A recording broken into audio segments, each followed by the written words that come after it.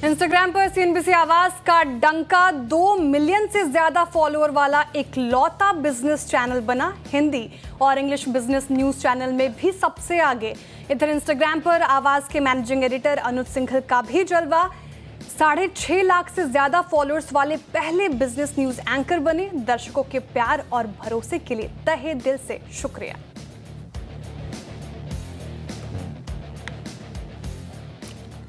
Okay, चलिए अब शुरुआत करते हैं शो की। और मार्केट में शानदार तेज़ी, शानदार मोमेंटम इस समय, और अब तक अच्छा दिन। और अब देखकर लग रहा है कि जो आज सुबह हम श्रेया बात कर रहे थे, first of all good afternoon. सुबह हम बात कर रहे थे कि मार्केट में आज एक ट्रेंडिंग डे मिलना चाहिए आपको, क्योंकि नॉर्मली जो वॉलेटिलिटी होती है वो ट्यूसडे और थर्सडे के लिए होती है। बाकी मंडे, वेंसडे को कई बार हमने ट्रेंडिंग डे देखे। आज पूरे दिन मार्केट ग्रीन में रहा। आज एक बार भी मार्केट रेड में नहीं आया। और देखिए, खुलने के बाद मार्केट ने एक 40-50 पॉइंट की डिप दी, बस 24,535 वहाँ से घूमा। और ज़्यादातर वक्त हम 24,600 के ऊपर रहे हैं। मोस्ट ऑफ द टाइम 24,600 के आसपास है, उसके ऊपर रहे हैं। और बैंक निफ्टी के चले बिना, देखिए निफ्टी 160 पॉइंट ऊपर है, बैंक निफ्टी पिछले कुछ मिनटों में जरूर चला है, लेकिन उसकी बड़ी मदद के बिना पे निफ्टी अच्छा चला। फार्मा चला, आज डिफेंस चला, ऑटो शेयर चले, मिड कैप चले, स्मॉल कैप चले, ब्रेथ अच्छी है। और कुल मिलाकर स्क्रीन को देखकर वापस थोड़ी सी अच्छी फीलिंग आ रही है। फिंगर्स क्रॉस, लेट्स सी ये चलेगी या नहीं चलेगी। बिल्कुल फिंगर क्रॉस, अच्छी फीलिंग तो आ रही है, क्योंकि चौतरफा खरीदारी मार्केट में आज देखने को मिल रही है। डेज हाइपर मार्केट, और जैसा कि आपने बताया, साथ आईटी स्पेस से और बैंकिंग स्पेस से उतना नहीं मिल रहा था, उसके बावजूद निफ्टी में अच्छा मोमेंटम। लेकिन सवाल ये कि क्या आज वेंसडे का फैक्टर ही काम आया जिस तरीके से तेज़ी देखने को मिल रही है? सबसे पहला ये, और दूसरा क्या स्ट्रेंथ अब लग रही है आपको बाजार में? इसके अलावा कौन से अब लेवल्स होंगे इंपॉर्टेंट जहाँ पे नजरें रहेंगी? देखिए, 24,650 से 24,800 की हमने बात की थी कि मार्केट में वहाँ तक का एक रास्ता खुला है। उसके बाद ये फेल होगा या नहीं, या ये टेस्ट, मतलब इसको आप क्रॉस कर पाएंगे या नहीं, ये सबसे इंपॉर्टेंट है। अब हम 10 डेमा पर हैं और 20 डेमा 24,800 पर। ये जोन है श्रेया जिसका क्रॉस होना ज़रूरी है। और अगर 24,800 आपने क्रॉस किया तो फिर मुझे लग रहा है कि फिर बड़ी वाली शॉर्ट कवरिंग होगी। एक और चीज़, बाज़ार में अब एक ख़राब खबर आनी बंद होगी। अर्निंग सीज़न, मतलब एग्ज़ाम ही नहीं होंगे तो आप फेल कहाँ होंगे। तो वो बेसिकली कल अर्निंग सीज़न ख़त्म हो जाएगा। उसके बाद हमारे पास एटलीस्ट एक वो तलवार जो अटक रही थी वो नहीं अटकी रहेगी हमारे ऊपर। उसके बाद मार्केट उम्मीदें लगाएगा फेस्टिव सीज़न से, क्योंकि ऑब्वियसली वीकेंड से ही वो शुरू हो जाएगा। जन्माष्टमी है, उसके बाद फिर गणपति फेस्टिवल, बहुत बड़ा फेस्टिवल होता है। उसके बाद एक एक करके ये पूरा फेस्टिव सीज़न है, मार्केट उससे उम्मीद लगाएगा।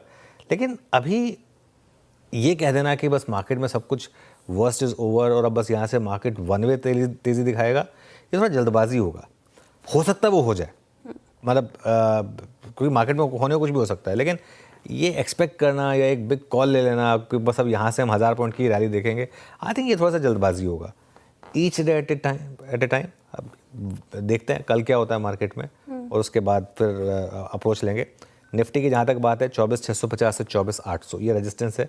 हमने बात भी की थी सुबह भी, बार बार रिपीट कर रहा हूँ मैं इस लेवल को। और सपोर्ट आपका 24,450 से 24,500 के बीच रहेगा। बैंक निफ्टी की जहाँ तक बात है, 55,300 से 55,500 में रेजिस्टेंस है यहाँ पर, और सपोर्ट मिलेगा आपको 54,800 से शेयर करीब 55,000 के करीब। ओके, 24,800 का एक इंपॉर्टेंट लेवल वो ब्रीच करता है तो निफ्टी में फिर और स्ट्रेंथ नज़र आ रही है, आ सकती है इनफैक्ट। लेकिन मेरे पहले सवाल के जवाब में आपने कहा कि अर्निंग सीजन सब खत्म हो रहा है, तो जो एक ट्रिगर था मार्केट के लिए वो अब नहीं रहेगा। तो मार्केट में मोमेंटम कहाँ से आएगा? कौन सा अब ट्रिगर जहाँ पर नजरें रहनी चाहिए? बहुत सही सवाल है आपका। आई थिंक एक अगर आप ग्लोबल मार्केट को देखें, एक सेंस बन रही है कि वैसे तो खैर 15 अगस्त को हमारा इंडिपेंडेंस डे है, लेकिन 15 अगस्त को क्या एक Russia Ukraine cease fire announce हो सकता है। आई थिंक ये जो आपने आखिरी के आधे एक घंटे की रैली देखी है, और जो ग्लोबल मार्केट में जिस तरीके की आप रैली देख रहे हैं, एक बार आप ब्रेंट क्रूड का भाव लेकर आइए। ब्रेंट क्रूड अब $65 के काफ़ी करीब आ चुका है। ध्यान होगा आपको, ये 2 महीने पहले हम $80 पर थे ब्रेंट क्रूड पर, अब हम 65 पर हैं। थोड़ा सा अगर वो पुतिन और ट्रंप की अगर कुछ न्यूज़ हो तो वो चला दीजिए, या कुछ अगर उनकी इमेजेस हो तो। ये जो मीटिंग होने वाली है उनकी, ये काफ़ी इंपॉर्टेंट है। अच्छा, इससे होगा क्या? बाई चांस की बात है, अगर तो रशिया और यूक्रेन का सीज फायर हो गया तो वो अपने आप में एक और पॉजिटिव आपके लिए लेकर आएगा। फिर यूएस के पास वो बहाना नहीं रहेगा इंडिया के ऊपर एक्स्ट्रा टैरिफ लगाने का, क्योंकि अगर वो स्पेशली अगर डोनाल्ड ट्रंप ने वो अगर वो सीज फायर करा दिया दोनों के बीच में, अगर वो हो गया अगर, तो उसके बाद उनके पास कोई विकल्प नहीं रहेगा ना ये कहने के लिए कि नहीं आप रशिया से तेल ले रहे हैं इसके लिए। उसके बाद फिर रशिया का फैक्टर ख़त्म हो जाएगा और उसके बाद फिर वो बहुत क्लोज होंगे हम वो 27 तारीख से भी। हालांकि सुबह बात हो रही थी कि अक्टूबर तक शायद ट्रेड डील होगी, लेकिन वो फैक्टर भी अपने आप एक थोड़ा सा आउट द वे होगा। प्लस उसके अलावा एक और चीज़ समझिए, देखिए मार्केट में सबसे बड़ा गेम सेंटिमेंट का होता है। एफआईएस के शॉर्ट्स जो हैं वो रिकॉर्ड हाई पर है, 8% लॉन्ग पर हैं हम। हिस्टोरिकली जब भी एफआईएस 10-11% के नीचे आए हैं लॉन्ग पोजीशन पर, टाइम लगाओ भले ही एक आध महीना लगाओ, लेकिन उसके बाद मार्केट में हिस्टोरिकली बड़ी रैली हुई है। उस समय आपको नहीं लगता, उस समय आपको पता नहीं चलता कि वो रैली कहाँ से आएगी, ट्रिगर कहाँ से मिलेगा, हो सकता है यही ट्रिगर हो, ये हमें पता नहीं है इस समय। लेकिन जो भी है मार्केट एक उम्मीद तो लगा के चलेगा कि कोई ना कोई ट्रिगर मिलेगा उस बड़ी शॉर्ट कवरिंग रैली के लिए। बहुत कुछ डिपेंड करेगा इस मीटिंग के ऊपर, पुतिन और ट्रंप के ऊपर। अगर सपोज करिए ये मार्केट क्या प्राइसिंग करने की कोशिश कर रहा है, 3 दिन का लॉन्ग वीकेंड है, कल निफ्टी की वीकली एक्सपायरी है, अगर ये सब कुछ ठीक रहा तो हो सकता है मंडे को आपको एक बड़ा गैप भी मिल जाए। तो आई थिंक ये थोड़ा सा मार्केट जो है एक उम्मीद लगा के चल रहा है कि ऐसा कुछ ना कुछ शायद पॉजिटिव आ जाएगा यहाँ से। बिल्कुल। और सबसे बड़ी बात, डोनाल्ड ट्रंप के सभी ट्वीट्स में अगर आप देखें तो जिक्र रशिया का ही था, जो बड़ा फैक्टर जिसके कारण इंडिया पर टैरिफ 50% का लगाने की बात कही उन्होंने। लेकिन सवाल है कि बाजार में स्टॉक स्पेसिफिक अगर अवसर तलाशने हो तो कहाँ पे नज़र आ रहे हैं, कहाँ पे हाथ लगाना चाहिए अगर स्टॉक स्पेसिफिक हो पाए आप? बिल्कुल, देखिए पहली चीज़ तो आज मेटल्स में शानदार तेजी।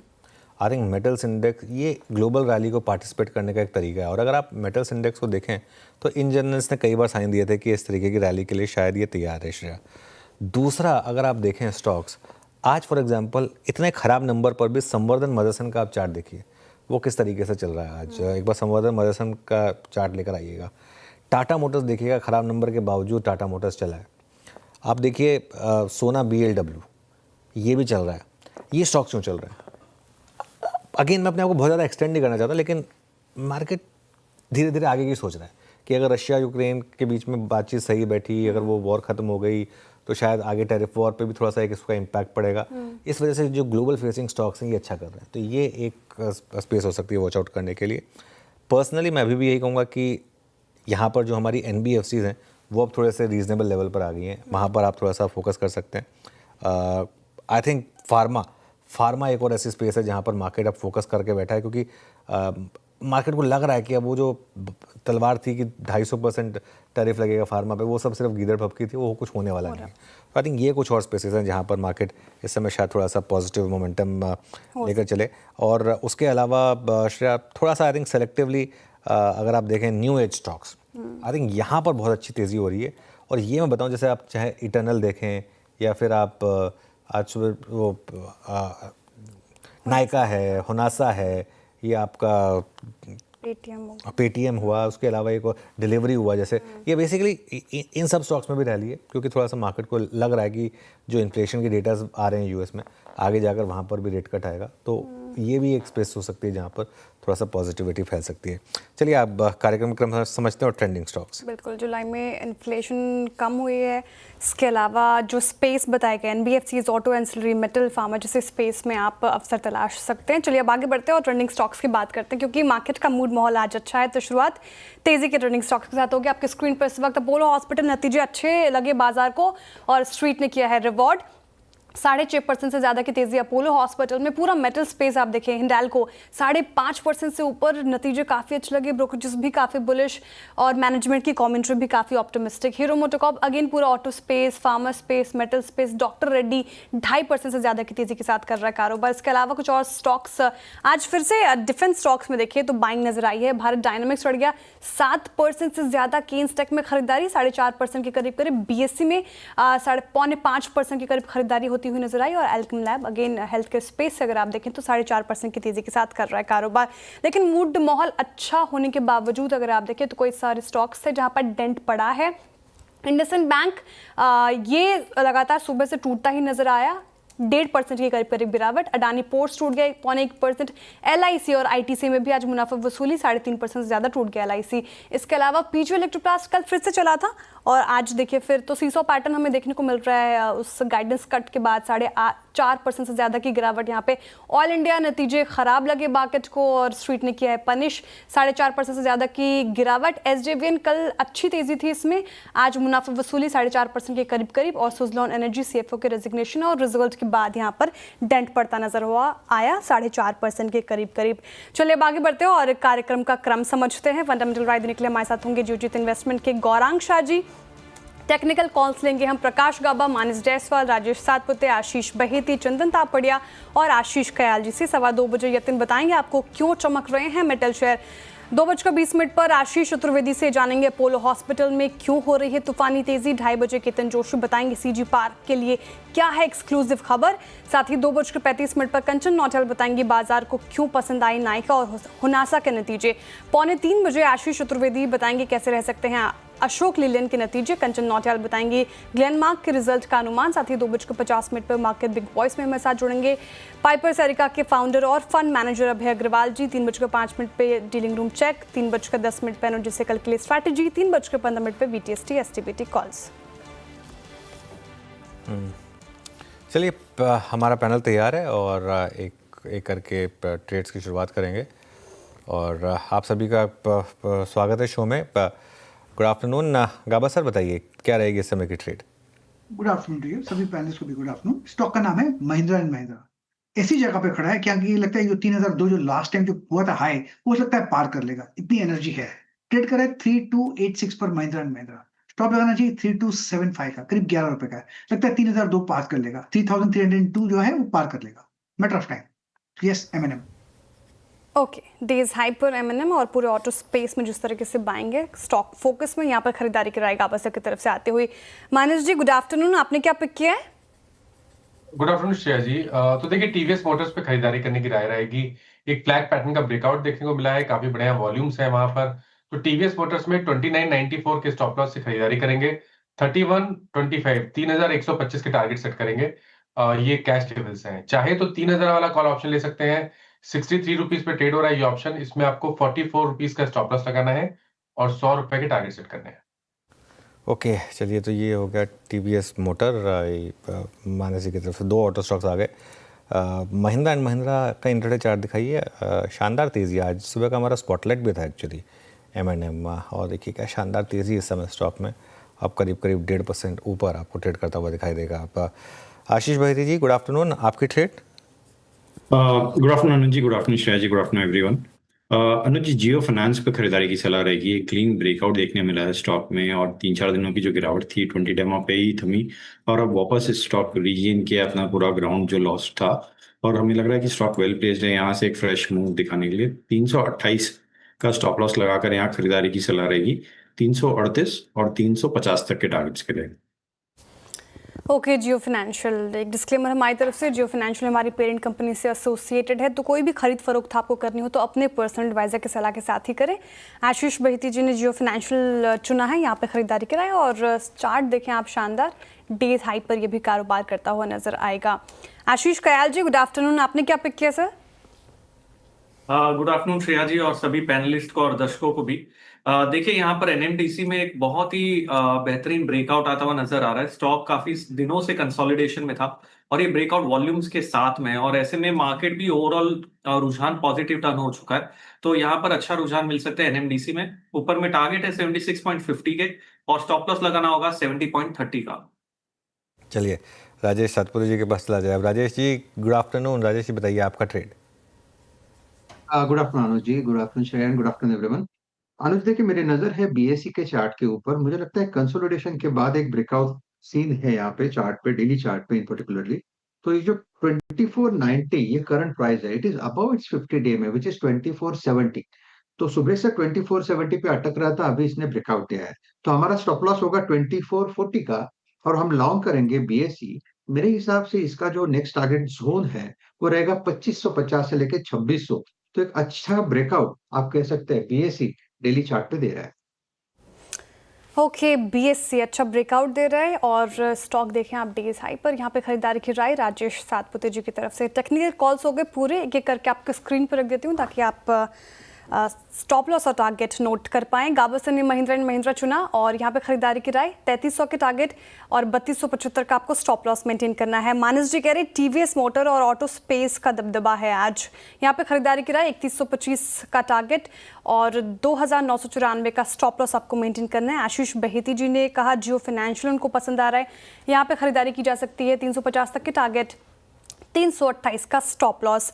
आशीष कयाल जी एनएमडीसी पर बेट लगा रहे हैं, अच्छा लग रहा है उनको ये स्टॉक। 75 के टारगेट, 70.30 का स्टॉप लॉस। राजेश सातपुते जी ने अभी बीएससी सुझाया, टारगेट और स्टॉप लॉस आपके स्क्रीन पर। 2400 के टारगेट और 2440 का स्टॉप लॉस मेंटेन करना है। चलिए अब फंडामेंटल आइडिया लेते हैं। गौरांग जी हमारे साथ मौजूद है। गौरांग जी स्वागत है आपका कार्यक्रम में। मार्केट आज तो अच्छा लग रहा है, डेज हाई पर मार्केट आपको कारोबार करता हुआ नजर आएगा। ऐसे मूड माहौल में कौन सा स्टॉक आपको पसंद आ रहा है, कहाँ पे लगाएं हाथ? बहुत बहुत धन्यवाद श्रेया जी, आपको और सभी को सादर प्रणाम और शुभ दिन हमारे तरफ से। छोटा सा डिस्क्लोजर दे देते हैं कि जो भी निवेश लायक रणनीति आपके समक्ष इस दोपहर इस कार्यक्रम में रखेंगे वो हमारी रिसर्च टीम की तरफ से। इसमें हमारी कंपनी जियोजित अथवा मेरा कोई निजी निवेश नहीं है, ना ही किसी प्रकार का वित्तीय लाभ हमें मिलता है और ना ही किसी प्रकार का कॉन्फ्लिक्ट ऑफ इंटरेस्ट, लेकिन इसी स्तर पर राय हमारे क्लाइंट्स को देते हैं, हो सकता है उनका निवेश हो। तो कार्यक्रम की शुरुआत में मेरे ख्याल से आपने और अनुज भाई ने आज एक शानदार दिग्गज शेयर का जिक्र किया। नतीजों के आधार पर अपोलो हॉस्पिटल करीबन 7% के आसपास के ऊपर के तरफ के दायरे दिखा रहा है। एक चीज कहना अनिवार्य होगा कि ये करीबन 7% की बड़ी बढ़त के बाद हमारे जो पुराने लक्ष्यांक थे अपोलो हॉस्पिटल पर, उसके बहुत ही करीब आकर के खड़ा है।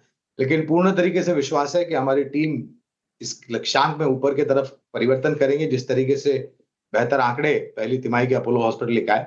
और कहीं ना कहीं ये हेल्थ केयर सेक्टर थोड़ा बहुत दूर है जो टैरिफ को लेकर के उठापटक बाजार में हम देखते हैं। तो एक मौका है, निवेश करना शुरू कीजिए इस स्तर पर थोड़ी थोड़ी मात्रा में और गिरावट पर जोड़ते जाएं। ओके, गिरावट पर जोड़ते जाएं। चलिए आगे बढ़ते हैं। देश में मैन्युफैक्चरिंग को बढ़ावा देने के लिए सरकार जल्द नेशनल मैन्युफैक्चरिंग मिशन लॉन्च करने जा रही है। इसको लेकर ड्राफ्ट भी तैयार हो गया है। डिटेल जानते हैं लक्ष्मण रॉय से। लक्ष्मण जी गुड आफ्टरनून, बताइए।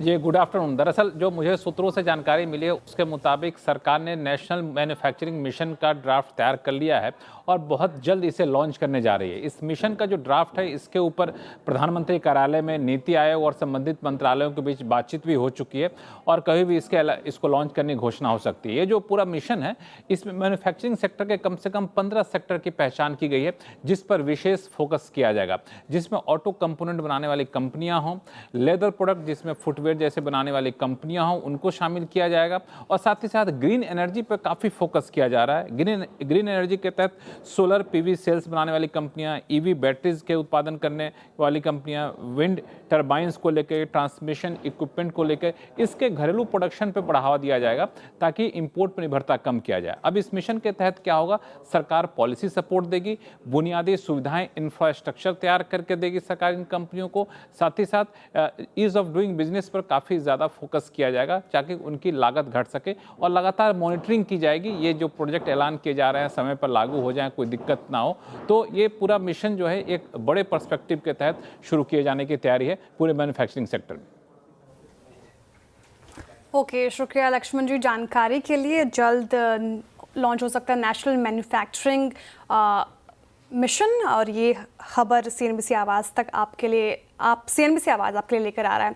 और हम सेक्टर स्पेसिफिक चर्चा भी कर रहे थे। अपोलो हॉस्पिटल गौरांग जी ने पिक बताया जहाँ पर अच्छी खासी बाइंग फार्मा और हेल्थ केयर स्पेस में आप बाय ऑन डिप्स की रणनीति लगाकर चल सकते हैं। इसके अलावा आप देखिए मेटल स्पेस में काफ़ी अच्छी तेज़ी है। हिंडाल्को टॉप गेनर्स में शामिल है, वायदा का 5.5% की तेज़ी के साथ कर रहा है कारोबार। लेकिन सवाल ये कि हिंडाल्को में क्या हुआ जो इतनी अच्छी तेज़ी हमें देखने को मिल रही है रिजल्ट के बाद पर्टिकुलरली, और साथ ही पूरा मेटल इंडेक्स क्यों आज चला हुआ, ये सब समझते हैं यतिन जी से। यतिन जी गुड आफ्टरनून। Good afternoon. सबसे पहले मेटल इंडेक्स की बात करते हैं क्योंकि मेटल शेयरों में ज़बरदस्त तेज़ी है, इंडेक्स ही 2% ऊपर है और कहीं ना कहीं स्टील फ्रंट पे अच्छी खबर है। सेफगार्ड ड्यूटी आने के बाद हम देख रहे हैं कि भारत जो है नेट एक्सपोर्टर हो गया है अब स्टील का, तो कहीं ना कहीं चाइना से स्टील इंपोर्ट्स कम हुए हैं और ब्रॉडली हमने देखा है कि वॉल्यूम्स बढ़ाने के लिए अब स्टील कंपनी जो है घरेलू लेवल से एक्सपोर्ट की तरफ फोकस कर रहे हैं। इसके अलावा ट्रंप ने जो चाइना के लिए पॉज किया है 90 डे का ट्रेड वॉर को लेके, वो भी ग्लोबल कमोडिटीज़ को सपोर्ट दे रहा है सेंटिमेंटली। और इसके अलावा अगर हम बात करें तो जो ओवरसीज़ मिनरल ब्लॉक्स हैं, कुछ दिनों पहले माइंस मिनिस्टर ने एक नया बिल पेश किया जहां ईज़ ऑफ डूइंग बिजनेस पे ज़्यादा जोर दिया गया मिनरल्स डेवलपमेंट के लिए और कैप्टिव माइंस के लिए।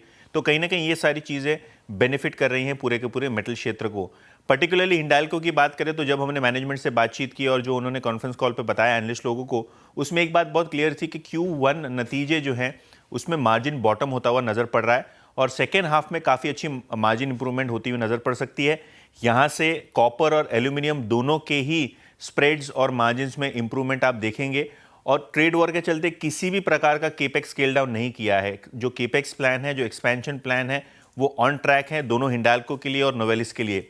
नोवेलिस की स्पेसिफिकली बातें करें तो मैनेजमेंट को लगता है कि जो कॉस्ट कटिंग इनिशिएटिव्स हैं कंपनी के, इसके अलावा जो स्क्रैप की कीमतें घट रही हैं, जो इनका एक रॉ मटेरियल है कैन बनाने के लिए, तो यहाँ भी आपने देखा है कि ओवरऑल स्क्रैप प्राइसेस में नरमी आई है और शायद सेकेंड हाफ में और ज़्यादा नरमी हो जाए स्क्रैप प्राइसेस में, क्योंकि सिक्लिकल नेचर होता है उसका। और कहीं ना कहीं हिंडाल्को की इकाई जो है नोवेलिस, इसको इसका फ़ायदा होता हुआ नज़र पड़ेगा। तो यहाँ भी इन्होंने मार्जिन बढ़ने का गाइडेंस दिया है, जिसके कारण आज स्टॉक में आप लगभग 5.5% की तेज़ी देख रहे हैं। बिल्कुल, हिंडाल्को में 5.5% की तेज़ी, पूरा मेटल इंडेक्स 1.5% से ज़्यादा की तेज़ी के साथ कर रहा है कारोबार। शुक्रिया यतिन जी जानकारी के लिए। और इनफैक्ट एक बार मेटल स्पेस के कंपोनेंट्स रखें आप, हिंडाल्को गेनर्स में शामिल 5.5%। NMDC अभी आशीष कयाल जी ने पिक किया अपने ट्रेड कॉल में, इन्होंने रखा ये काउंटर। नेशनल एल्यूमिनियम, हिंजिंग, सभी स्पेस में अच्छे खासे, सभी काउंटर्स में अच्छी खासी तेज़ी। अब जिस तरीके से आज इस पूरे स्पेस में तेज़ी देखने को मिल रही है, यहाँ पे बेट लगनी चाहिए और कितना अपसाइड पोटेंशियल नज़र आ रहा है आगे चलकर, जिस तरीके से ग्लोबल सिनेरियो अभी फिलहाल है? देखिए, हिंडाल्को के केस में तो एक चीज़ जो आपको समझनी होगी कि क्योंकि कल ये नोवेलिस के नंबर पर रिएक्ट कर रहा था जो परसों आए थे, तो कल वो गिरा, तो इसके लिए आज ज़्यादा चल रहा है। अगर आप 2 दिन का मूव देखेंगे तो इनलाइन चला है बाकी मेटल स्टॉक्स के मुकाबले, लेकिन कल वो इसलिए गिर गया था क्योंकि वो नोवेलिस के नंबर पर थोड़ा सा रिएक्शन आ गया था। इस वजह से ये जो फेड के रेट कट्स का एक ऑप्टिमिज्म बन रहा है और चाइना का जो डेटा का ऑप्टिमिज्म बन रहा है नश्रिया, ये एक बहुत ही इंपॉर्टेंट कॉम्बिनेशन है मेटल्स के लिए। दिक्कत क्या है, मेटल्स को आप कभी भी कोर पोर्टफोलियो बेट नहीं बना सकते।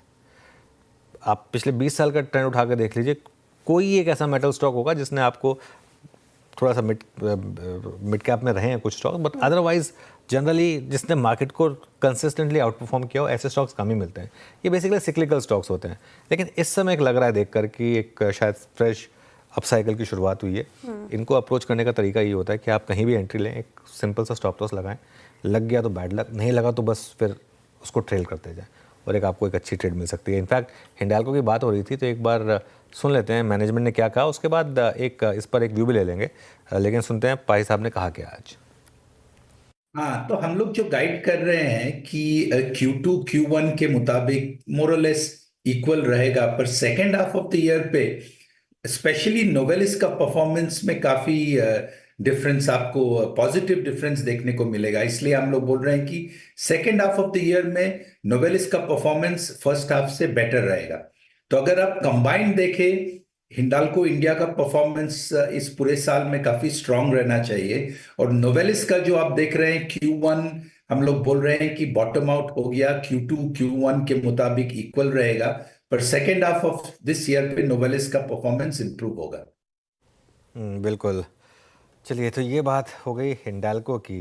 यहाँ पर कुरान जी, गुड आफ्टरनून। क्या भी होगा हिंडाल्को पर, स्पेसिफिकली हिंडाल्को पर? आपको भी प्रणाम और शुभ दिन हमारे तरफ से। तो देखिए, कॉपर और एल्यूमिनियम, अनुज भाई, ये 2 कमोडिटीज ऐसे हैं जो ज्यादा आपको हरकत में आते हुए नजर आएंगे, और ये निर्माण कार्य के लिए भी और निर्माण कार्य के पश्चात भी जो कंज्यूमर ड्यूरेबल प्रोडक्ट्स बनते हैं उसमें भी काम आते हैं, इस्तेमाल करता है। तो हमारी रिसर्च टीम की तरफ से निवेश बना करके रखने की राय है। थोड़ा बहुत स्पष्टीकरण अमेरिका और चाइना से थोड़ी बहुत सकारात्मक खबरें आ जाती है, तो मेरे ख्याल से धातु क्षेत्र स्थानीय मांग को लेकर भी अच्छा कामकाज कर सकता है। ओके, हिंडाल्को होल्ड करने की सलाह फिलहाल अच्छी खासी तेज़ी के साथ कर रहा है कारोबार। ये तो बात होगी पूरे मेटल स्पेस की, हिंडाल्को स्पेस की।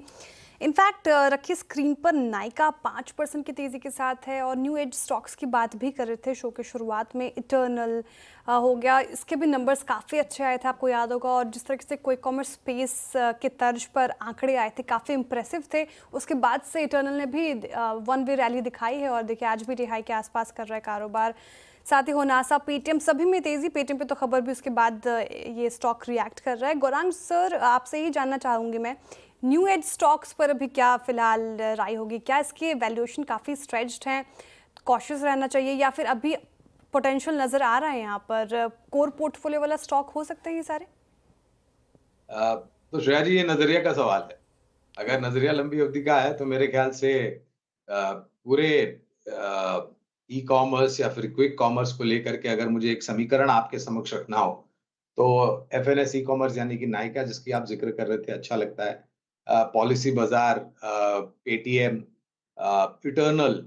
खाली दिक्कत एक या दो कंपनी यानी कि नाइका और पॉलिसी बाजार से दिक्कत यह है कि प्रतिस्पर्धा बहुत ज्यादा है।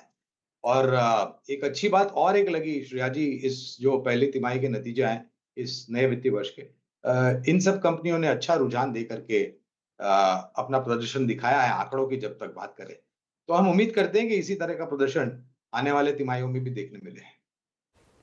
ओके, अपकमिंग क्वार्टर्स में भी प्रदर्शन, परफॉर्मेंस अच्छी रह सकती है इन सारी कंपनीज की, तो रडार पे रखिए नाइका, साथ ही टर्नल, पेटीएम, होनासा जैसे काउंटर्स। आप अपोलो हॉस्पिटल, गौरांग जी ने आज अपनी इन्वेस्टमेंट आइडिया में इसको सुझाया और देखिए डे हाई पर कर रहा है कारोबार। 6.5% से ज़्यादा की तेज़ी के साथ गेनर्स में शामिल।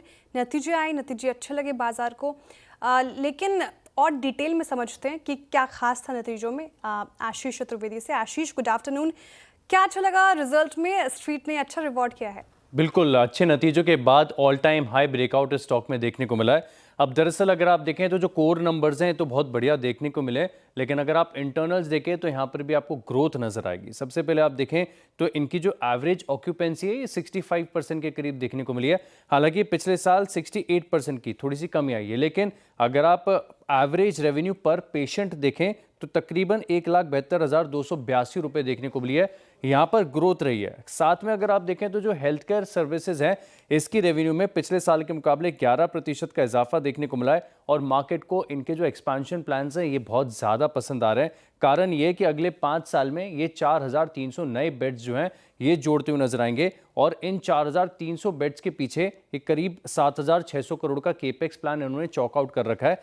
इसमें से अभी 5,400 करोड़ खर्च करना फिलहाल के लिए बाकी है। लेकिन दूसरे इंटरनल स्टेज भी अगर आप देखें, जैसे एवरेज लेंथ ऑफ स्टे ये करीब 3.14 डेज है, जो कि इंडस्ट्री स्टैंडर्ड के मुताबिक है। आपको याद होगा कि जब मेदांता के नतीजे आए थे तभी भी हमने उसके इंटरनल डिस्कस किए थे, तो उसके पैरामीटर्स के लिहाज से देखें तो काफ़ी बढ़िया है। मार्केट को एक और चीज़ काफ़ी पसंद आ रही है, एक तो इनका फार्मेसी कारोबार और दूसरा इनका डायग्नोस्टिक स्पेस। अब डायग्नोस्टिक स्पेस में क्वार्टर के दौरान इन्होंने 5 सैटेलाइट लैब्स और तकरीबन 65 नए कलेक्शन सेंटर जो हैं ये लॉन्च किए हैं, तो इसका एक बड़ा बेनिफिट ग्रोथ के लिहाज से देखने को मिल रहा है। फिलहाल स्टॉक अगर आप देखें तो FY27 फॉरवर्ड EPS के हिसाब से 45 टाइम्स पर चल रहा है, लेकिन इंटरनल्स बढ़िया है, ग्रोथ बहुत अच्छी आ रही है, इसके चलते स्टॉक में लगा है ऑल टाइम हाई। बिल्कुल ऑल टाइम हाई पे। शुक्रिया आशीष जानकारी के लिए। इनफैक्ट अपोलो हॉस्पिटल की बात करें तो 6 महीने में 21.5% से ज़्यादा का रिटर्न इसने जनरेट करके अपने इन्वेस्टर्स को दिया है। Gaba sir, Apollo hospital long term के लिहाज से तो पसंद आ रहा है गौरांग सर को, अगर मिड टर्म या शॉर्ट टर्म के लिहाज से देखिए अपोलो हॉस्पिटल, क्या चेस करना चाहिए इस रैली को या फिर थोड़ा थम जाए, थोड़ा कूल हो तब ऐड करें?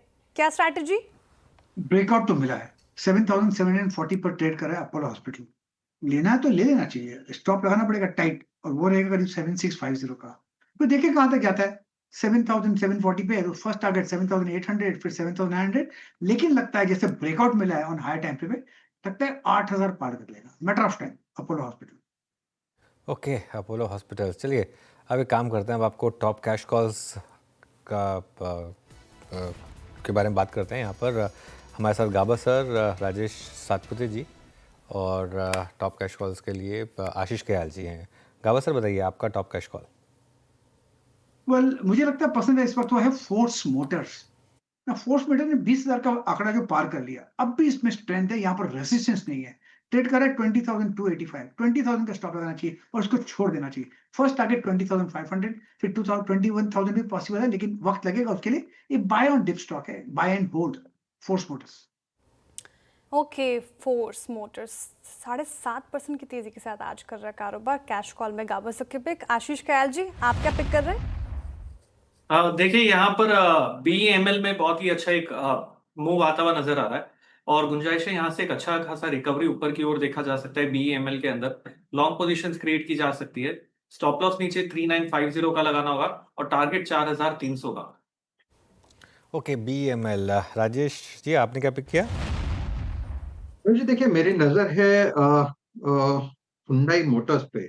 अगर आप इसका चार्ट देखें तो आज यहाँ पे एक अच्छा ब्रेकआउट मिला है। स्विंग ट्रेडिंग के हिसाब से देखें, ये जो ब्रेकआउट का लेवल है वो है करीबन 2220 का। तो बस हम 2230 का स्टॉप लॉस रखेंगे, एक छोटा स्टॉप लॉस रख के हुंडई मोटर्स बाय करेंगे। मेरे हिसाब से ये जो स्विंग मिलेगा आज, क्योंकि ये जो कंसोलिडेशन हुआ है सुबह सुबह से 2-3 घंटा, ये 2240 के ऊपर है, तो 2230 का स्टॉप लॉस रखेंगे और इसका टारगेट सेट करेंगे फॉर द डे 2280 से लेके 2300। तो इंट्राडे स्विंग मिलना चाहिए हुंडई मोटर्स में। ओके, हुंडई मोटर्स, ये राजेश सातपुते जी के पिक। 2% की तेजी के साथ कर रहा है कारोबार। कल भी अच्छी रैली थी और जिस तरीके से कंपनी अपने प्लानिंग को लेकर चल रही है, काफ़ी ऑप्टिमिस्टिक कल भी हम चर्चा कर रहे थे। साथ ही कॉम्पिटिटर्स के लिहाज से भी देखें तो हुंडई मोटर्स अच्छा परफॉर्म करता हुआ नजर आएगा। तो आपकी स्क्रीन पर सारे टारगेट और स्टॉप लॉस आ रहे हैं, आप इसे प्लीज़ नोट डाउन कर लीजिए। कुछ और काउंटर्स की बात करते हैं जहां पर अच्छी तेज़ी थी। सभी आप मैक्सिमम देखें तो बाई कॉल्स ही दे रहे हैं। BEML आशीष जी ने सुझाया, force Motors, Hyundai motor, obviously auto space का आज बोलबाला। इसके अलावा एंजल वन चला है आज 4.5% की तेज़ी के साथ। BSE में भी खरीदारी देखने को मिल रही है। एक बार रखिएगा स्क्रीन पर एंजल वन। हाँ, ये देखिए डे हाइपर, BSE भी डे हाइपर। BSE राजेश सातपुते जी की पिक भी थी। राजेश जी, एक बार एंजल वन भी देखिए, ये भी डेज हाइपर। यहाँ पर क्या बेट लग सकती है? अभी फिलहाल 4.5% ज़्यादा तेज है आज के सत्र में। ट्रेड देखिए, जब बेसिस सिलेक्ट किया था तब एंजल वन भी मेरे रडार पे था, लेकिन एंजल वन में एक ही चीज है, यहाँ पे थोड़ा सप्लाई पॉइंट है, वो है 2650 का। पोजिशनली मुझे अभी भी लगता है कि काउंटर अच्छा है, लेकिन एंट्री अपॉर्चुनिटी अगर डिप मिले तो खरीद। तो मेरे हिसाब से अगर ये 2620 से लेके 2600 का डिप मिले तो फिर बाइंग करेंगे विद स्टॉप लॉस बिलो 2600। अगर आपके पास पोजीशन है फिर भी आप होल्ड कर सकते हैं विद स्टॉप लॉस बिलो 2600, क्योंकि इसका जो नेक्स्ट टारगेट जोन है वो रहेगा 2700 का। तो buy on dip will be little safer strategy in the market like this. Okay, चलिए आगे बढ़ते हैं। अब बात करते हैं CG पावर की। जल्दी ही ये सेमीकंडक्टर चिप का प्रोडक्शन शुरू करने जा रही है। CNBC आवाज़ की एक्सक्लूसिव खबर के लिए केतन जोशी जुड़ रहे हैं हमारे साथ। केतन जी, गुड आफ्टरनून, बताइए क्या है खबर?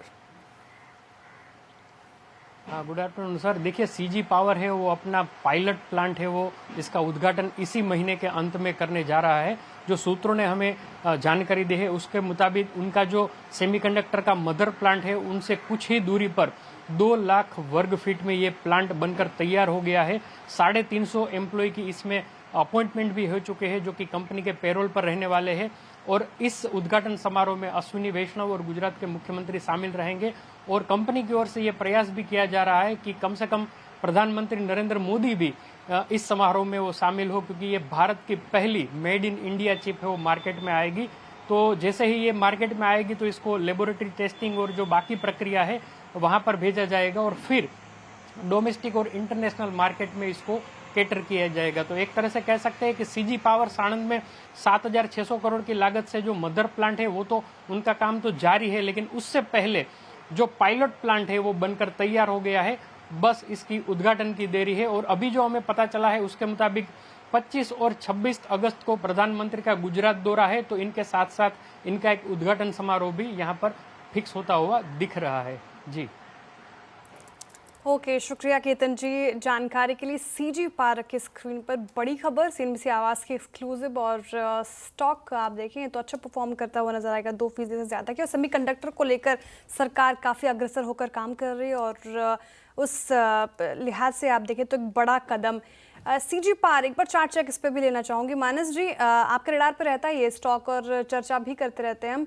अब बताइए, खबर तो पॉजिटिव है, उसके बूते आज चढ़ भी गया। अब कौन से टारगेट नजर आ रहे हैं यहाँ पर, और जिनके पोर्टफोलियो में वो क्या करें, जो ऐड करने का सोच रहे हैं उनके लिए क्या स्ट्रैटेजी? देखिए पिछले करीब 10-12 हफ्ते से अगर आप देखें तो स्टॉक एक ही रेंज में ट्रेड कर रहा है, कंसोलिडेशन दिखा रहा है। पॉजिटिव ये है कि कंसोलिडेशन 200 मूविंग एवरेज के ऊपर हो रहा है। तो जब भी स्टॉक 690 के ऊपर निकलेगा, 690 रुपए के ऊपर निकलेगा, तो उसके ऊपर कम से कम 70-80 रुपए का मूव आपको जरूर देखने को मिल जाएगा। अगर एक ट्रेड लेना होगा पोजिशनली तो करंट लेवल्स पे आप खरीदारी कर सकते हैं। 644 का आप स्टॉप लॉस लगा सकते हैं। चलिए चंदन इस पैनल में एक ट्रेड उनसे लेते हैं, फिर आगे बढ़ेंगे, कुछ और स्टॉक्स की बात करेंगे। चंदन जी गुड आफ्टरनून, बताइए क्या पिक रहेगी आपकी? जी गुड आफ्टरनून। देखिए मैं फोकस करूंगा सिलेक्टिव ऑटो काउंटर में, और ऑटो में महिंद्रा एंड महिंद्रा ने काफी अच्छा सेटअप दिखाया है।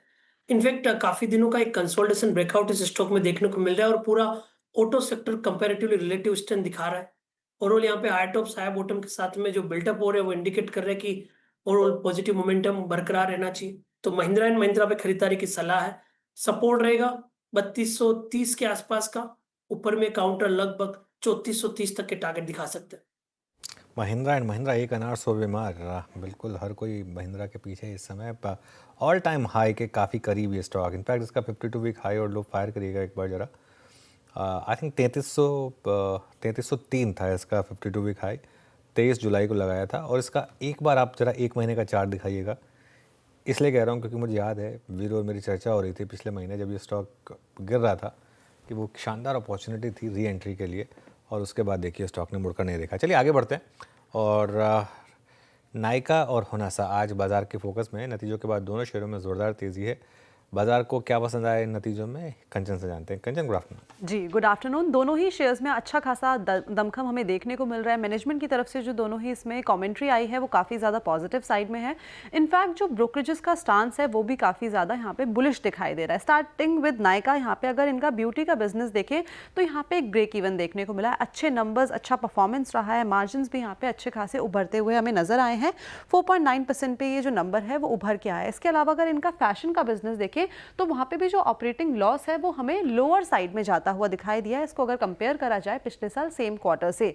जैसे कि मैंने बताया कि जो ब्यूटी बिजनेस है वो अपने ब्रेक इवन पॉइंट पे आके खड़ा हो रखा है। हाउस ऑफ नायका की जो इस टाइम पे ग्रॉस मर्चेंडाइज वैल्यू है उसमें सीधा सीधा हमें देखिए 70% का एक जंप देखने को मिला है इसमें। इसके बाद मैनेजमेंट का कहना है, कमेंट्री में यह आया है कि बाकी की जो 7 सिटीज़ है वहाँ पे जो क्विक कॉमर्स का बिजनेस है वो लॉन्च करने के बारे में प्लानिंग कर रहे हैं। जिन सिटीज़ में ये ऑलरेडी है वहाँ पे जो अपनी रीच है इसको काफ़ी ज़्यादा एक्सपैंड करना चाहते हैं। फिस्कल ईयर 26 की बात करी जाए तो फैशन जो बिजनेस है उसने अच्छा परफॉर्मेंस दिया है, और आगे चल के भी इसी तरीके की जो उम्मीदें हैं वो जताई जा रही है। मार्जिन्स की बात करी जाए तो वहाँ पे हमें मिड सिंगल डिजिट में जो ग्रोथ है वो होती हुई दिखाई दे सकती है, और हाउस ऑफ नायका में फिस्कल ईयर 30 तक हमें करीब करीब जो ग्रोथ है वो 30% तक की देखने को मिल सकती है। इसके बाद मॉर्गन स्टैनली और नोमुरा जैसे आईसीआई सिक्योरिटीज जैसे यहाँ पे ब्रोकरेजेस का स्टांस आया है। यहाँ पे मॉर्गन स्टैनली ने बोला है कि उनका जो इस टाइम पे वेटेज है वो है ओवरवेट का। वहीं अगर हम बात करें नोमुरा की तो वो न्यूट्रल स्टांस रख के बैठे हैं, और आईसीआई सिक्योरिटीज ने ऐड की यहाँ पे राय दे दी है और टारगेट आपकी स्क्रीन पे कोट कर दिए गए हैं।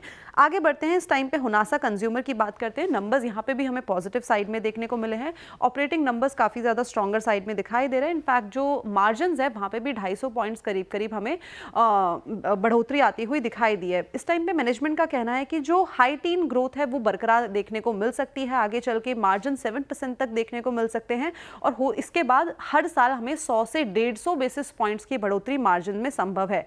जो इस टाइम पे फोकस कैटेगरी है, यानी कि जिससे इनका रेवेन्यू 80% रेवेन्यू आता है, वहां पे आगे चल के डबल डिजिट ग्रोथ की संभावनाएं जताई जा रही है। परफॉर्मेंस भी रिसेंटली हमने काफी शानदार दोनों ही स्टॉक में देखा था, और इस टाइम पे ब्रोकरेजेस का होनासा के अंदर स्टांस देखा जाए तो सीएलएसए ने इनकी जो रेटिंग है उसको बढ़ा के आउट परफॉर्म कर दिया है। टारगेट कोट किया गया है 333 का। At the same time Jefferies ने जो एबिटा अनुमान है उसको 3 से 11% का कर दिया, और जो टारगेट कोट किया गया है that is around 400। But management, brokerage और मार्केट स्ट्रांग है। ओके चलिए, तो ये इस समय जो आज के दो हीरो रहे नायका और होनासा, इनके बाद शुक्रिया कंचन। अब एक व्यू ले लेते हैं इन पर, उसके बाद आगे बढ़ेंगे। चंदन, कोई व्यू आपका नायका पर या होनासा पर? बिल्कुल, देखिए नायका की बात करें तो स्टॉक में पिछले 3 वीक के करेक्टिव मूव के बाद में 4 दिनों में अच्छी खासी रिकवरी हुई। मेजर ट्रेंड तो काउंटर का पॉजिटिव है। यदि हम पिछले कुछ वीक और महीने की बात करें तो ऑलरेडी हम देख चुके हैं कि इस रिसेंट लेग में ऑलमोस्ट काउंटर ने 155 से लेके 225 तक का मूव दिखाया है। तो स्ट्रक्चर पॉजिटिव है, बाय ऑन डिक्लाइन की स्ट्रेंथ यहाँ पे कंटिन्यूसली है और आज के गैप अप ओपनिंग के बाद में जो एक कंसोलिडेटिव मूव और फॉलोअप नीचे के लेवल से आ रहा है वो इंडिकेट कर रहा है बुलिश स्ट्रेंथ बनना चाहिए। तो मेरे हिसाब से 210 इमीडिएट सपोर्ट का काम करेगा, ऊपर में 225 228 तक के टारगेट यहाँ पे बनने चाहिए। यदि हम नाइका की बात करते हैं तो हुंडासा की बात करें तो यहाँ पे वीकली चार्ट में जो लोअर टॉप लोअर बॉटम का स्ट्रक्चर बन रहा था वो एक निगेट हुआ है, काफी बड़े वॉल्यूम्स के साथ में काउंटर में सर्ज होने को मिले और पिछले लगभग 45-47 दिनों से जो lower top lower bottom negate हो रहे हैं वो एक रिस्क रिवॉर्ड रेशियो को फेवरेबल बता रहे हैं। तो 283 के सपोर्ट से हुंडासा पे भी खरीदारी की सलाह होगी। इनफैक्ट 305 तक के अपसाइड यहाँ पे बनने चाहिए। ओके, चलिए तो ये इस समय हुनासा और नायका पर एक व्यू। अब एक काम करते हैं, धमाकेदार ऑप्शंस का समय हुआ और उसके लिए हमारे पास मानस जी हैं, चंदन जी हैं और आशीष जी हैं। मानस जी, शुरुआत करिए आप। तो देखिए इंडियन होटल के ऑप्शन में खरीदारी करने की राय रहेगी। इंडियन होटल ने अपने 50 और 100 मूविंग एवरेज को रिगेन किया है, तो 770 का कॉल ऑप्शन लिया जा सकता है। 13 रुपए पे ट्रेड हो रहा है। इसमें आपको स्टॉप लॉस 7 रुपए 90 पैसे का लगाना है और टारगेट 24 रुपए के सेट करने हैं। डिस्क्लोजर है कि इस ऑप्शन में हमने अपने क्लाइंट्स को भी रिकमेंडेशन दिया हुआ है। इंडियन होटल्स का 770 का कॉल ऑप्शन लेना है। अच्छी तेजी होटल स्पेस में भी देखने को मिल रही है इंडियन होटल रडार पर। चंदन तापड़िया जी, गुड आफ्टरनून। आपने क्या पिक किया धमाकेदार ऑप्शन के लिए? बिल्कुल, मैं यहाँ पे फोकस करना चाहूंगा लोरस स्लैब में। लोरस स्लैब में आप देखो लगभग 7-8% का ओपन इंटरेस्ट एडिशन देखने को मिले। काउंटर का मेजर ट्रेंड पॉजिटिव है बट पिछले 10 दिनों में करेक्टिव मूव देखने को मिला था जो इस स्टॉक को 920 से लेके 811-12 तक लेके आया। आज उस लोअर टॉप लोअर बॉटम का निगेशन है और मेजर ट्रेंड पॉजिटिव, इसलिए यहाँ पे वापस मोमेंटम स्टार्ट हो जाएगा। और हम याद करें तो पिछले 2 महीने में काफी बड़ी तेजी लोरस में देखने को मिली, तो इसके लिए यहाँ पे खरीदारी की सलाह देंगे। 870 का कॉल यहाँ पे लेने की सलाह देंगे। 870 का कॉल देखिए लगभग 18-19 के आसपास चल रहा है, खरीदे। सपोर्ट रहेगा यहाँ पे लगभग 14 रुपए के आसपास, टारगेट बनेंगे 27 रुपए के। ओके, लॉरस लैब, ये 870 का कॉल ऑप्शन लेना है आपको। चंदन तापड़िया जी की पिक है। आशीष कयाल जी, आपने क्या पिक किया है धमाकेदार ऑप्शन? देखिए यहाँ पर सुप्रीम इंडस्ट्रीज में बहुत अच्छा मूव देखा जा रहा है। तो सुप्रीम इंडस्ट्रीज के 4300 के कॉल ऑप्शन को लॉन्ग किया जा सकता है, करीबन 112 रुपए के आसपास अभी कामकाज कर रहा है। तो यहाँ लॉन्ग क्रिएट किया जा सकता है। स्टॉप लॉस लगाना होगा 84 का और टारगेट है अराउंड 160 लेवल्स का। ओके, सुप्रीम इंडस्ट्रीज ये हो गई। यहाँ पे आपको 4300 का कॉल लेना है। तो ये हमारा धमाकेदार ऑप्शन, हमने 3 पिक्स लिए। मानस जी ने इंडियन होटल्स बताया, आपके स्क्रीन पर आएगा अभी 770 का कॉल ऑप्शन, टारगेट 24, 7.90 का स्टॉप लॉस। साथ ही चंदन तापड़िया जी ने लॉरस लैब बताया है, 870 का कॉल लेना है, 27 का टारगेट और स्टॉप लॉस आपके स्क्रीन पर। आशीष कयाल जी 160 का टारगेट और 84 का स्टॉप लॉस इन्होंने बताया सुप्रीम इंडस्ट्रीज़। यहाँ पे आपको 4300 की कॉल लेनी है। तो फिलहाल ये चीज़ें आपके स्क्रीन पर ध्यान रखिएगा। चलिए अब और स्टॉक्स की बात करते हैं। इनफैक्ट NBFCs में स्ट्रेंथ लौटी फिर से। Jio financial, HDFC life, Shriram finance आप देखें तो यहाँ पर तेज़ी है। और एक बार श्रीराम फाइनेंस का चार्ट रखते हैं स्क्रीन पर। ये डेज हाई के आसपास कारोबार करता हुआ नजर आएगा 1.5% की तेज़ी के साथ। अच्छे रिटर्न्स इसने भी पिछले कुछ सत्रों में निवेशकों को जनरेट करके दिए हैं। आशीष बहिती जी, आपने जियो फाइनेंशियल चुना, श्रीराम फाइनेंस आपके रडार पर है क्या? जी जी श्रेया जी, मोमेंटम तो यहाँ पे आज इंट्राडे में स्ट्रेंथ दिखा रहा है, लेकिन नीचे में अभी भी 200 डेमा के पास में ही होवर कर रहा है। मुझे लग रहा है कि थोड़ा सा आज वेट करना चाहिए। आज का अगर एज ए BTST ट्रेड इसे किया जा सकता है। अगर स्ट्रेंथ में रहा तो जो स्टॉप लॉस मेंटेन करना है उस समय वो 610 का एसएल मेंटेन करे। ऊपर में हमें लगता है इसमें शायद 640 तक का जोन भी देखने मिल सकता है। ओके, चलिए तो ये इस समय पर श्रीराम फाइनेंस पर एक व्यू। मार्केट 24,650 नहीं क्रॉस कर पा रहा है, थोड़ा सा टाइम लग रहा है श्रेया। अभी देखिए आप 24,664 तक गए, फिर फिसल कर वापस हम थोड़ा सा 24,650 के करीब आ गए, तो थोड़ा सा यहाँ पर शायद टाइम लगा रहा है मार्केट। बिल्कुल, तो कितना वक्त लगेगा? मतलब क्योंकि आप कह रहे थे 24,800 का एक इम्पॉर्टेंट लेवल वो ब्रीच करे तभी स्ट्रेंथ आएगी। अभी नियर टर्म में कौन से लेवल्स इम्पॉर्टेंट लग रहे हैं? बिल्कुल, जोन तो वही है, जोन तो वही है श्रेया। देखिए बहुत कुछ डिपेंड करेगा ये पुतिन और ट्रम्प की मीटिंग पर, क्योंकि एक अजम्पशन मार्केट लेके चल रहा है कि इस मीटिंग के बाद शायद सीज फायर का अनाउंसमेंट हो जाए या कुछ वॉर रुक जाए। आई थिंक वो एक इम्पॉर्टेंट फैक्टर है। उसके अलावा तो मुझे इस समय कोई खास ट्रिगर वैसे दिखा नहीं है मार्केट के लिए। शॉर्ट कवरिंग एक ट्रिगर हो सकता है, अगर मार्केट एक पर्टिकुलर लेवल के ऊपर निकले तो वहाँ पर शॉर्ट कवरिंग आ सकती है, लेकिन प्राइस एक्शन आपको कह रहा है कि थोड़ा सा रेजिस्टेंस तो है ही 24,650 से 24,800 के जोन में। आई थिंक एक और चीज़ जो मार्केट को थोड़ा तंग कर रही है वो है ICICI बैंक। आप देखिए 3 दिन से ICICI बैंक ने चलना बंद कर दिया है। आप जब से उन्होंने वो डिसीजन लिया था वो सेविंग्स अकाउंट वाला, उसके बाद से स्टॉक ने थोड़ा चलना बंद किया है। तो ये भी सेंटिमेंट थोड़ा ख़राब हुआ है यहाँ पर, जो भी रीज़न रहा हो, क्योंकि नंबर्स तो अच्छे थे ICICI बैंक के, लेकिन उसके बाद से थोड़ा सा यहाँ पर सेंटिमेंट ख़राब हुआ है। तो ये भी एक रीज़न है जो मार्केट पे थोड़ी सी इस समय लिड लगी हुई है, क्योंकि बैंक निफ्टी नहीं ब्रेकआउट कर पा रहा है, बट अदरवाइज ठीक है, मार्केट कोई खास दिक्कत नहीं है। बिल्कुल, हालांकि थोड़ा बहुत चलने की कोशिश की बैंक निफ्टी में, लेकिन चार्ट काफ़ी वॉलेटाइल बैंक निफ्टी का देखें तो 0.5% की तेज़ी के साथ अभी कर रहा है कारोबार। इनफैक्ट एक बार बैंक निफ्टी का कंट्रीब्यूटर प्लेट रखिए स्क्रीन पर, ICICI बैंक साथ नहीं देता हुआ नजर आएगा। उसके अलावा जिस तरीके से आज प्राइवेट बैंक्स में हालांकि थोड़ी बाइंग थी, HDFC बैंक देख लीजिए, कोटक महिंद्रा बैंक में स्ट्रेंथ थी, कंट्रीब्यूटर ये दोनों रहे और इन दोनों की वजह से थोड़े आप देखें तो वो रिवाइवल आया है। लेकिन बैकफुट पर एक्सिस, इसके अलावा ICICI, इंडसइंड, ICICI बैंक का चार्ट चेक लेना चाहूँगी। राजेश सातपुते जी, आप ही देखिए ICICI बैंक का चार्ट, और उस खबर के बाद जो उन्होंने लिए उसके बाद सेंटिमेंट तो ख़राब हुआ, लेकिन क्या एक ये मौका हो सकता है जिनके पास नहीं है इन लेवल्स पर ऐड करे, क्योंकि फ्लैट कारोबार कर रहा है? श्रेया जी देखिए, डेफिनेटली वो खबर तो नेगेटिव और इसका इम्पैक्ट भी चार्ट के ऊपर दिख रहा है। अगर आप सिर्फ लेवल्स की बात करें तो मुझे लगता है ये 1400 1420 ये फिलहाल के लिए एक सपोर्ट जोन है जहाँ पे थोड़ा कंसोलिडेट कर रहा है, लेकिन इसमें वीकनेस बना रहेगा जब तक ये 1450 के नीचे रहेगा। दैट सिंपली मीन्स कि जब तक ये 1440 1450 का पुल बैक देगा, that should be used to liquidate long position rather than creating fresh long. Intraday swing is a different ball game. Chart इसका वीक है, इवेंचुअली मुझे लगता है ये 1400 का लेवल टूटेगा और उसके बाद इसमें करेक्शन आएगा करीबन 1380 से लेके 1360। तो मेरा बायस जो है ICICI बैंक पे, मुझे लगता है कि एटलीस्ट फॉर शॉर्ट टर्म इसमें वीकनेस रहेगी। ओके, चलिए आप एक काम करते हैं, आपको बताते हैं 4 का चौका का सीक्वेंस। सबसे पहले सस्ता ऑप्शन लेंगे आशीष बहेती जी से, उसके बाद चलेंगे चंदन जी के पास FNO सुपरस्टार के लिए, फिर चार्ट का चमत्कार के लिए मानस जी हैं हमारे साथ, और मिड कैप फंडा के लिए वरांग जी का। तो शुरुआत करते हैं आशीष बहेती जी के साथ। आशीष जी बताइए क्या पिक किया आपने?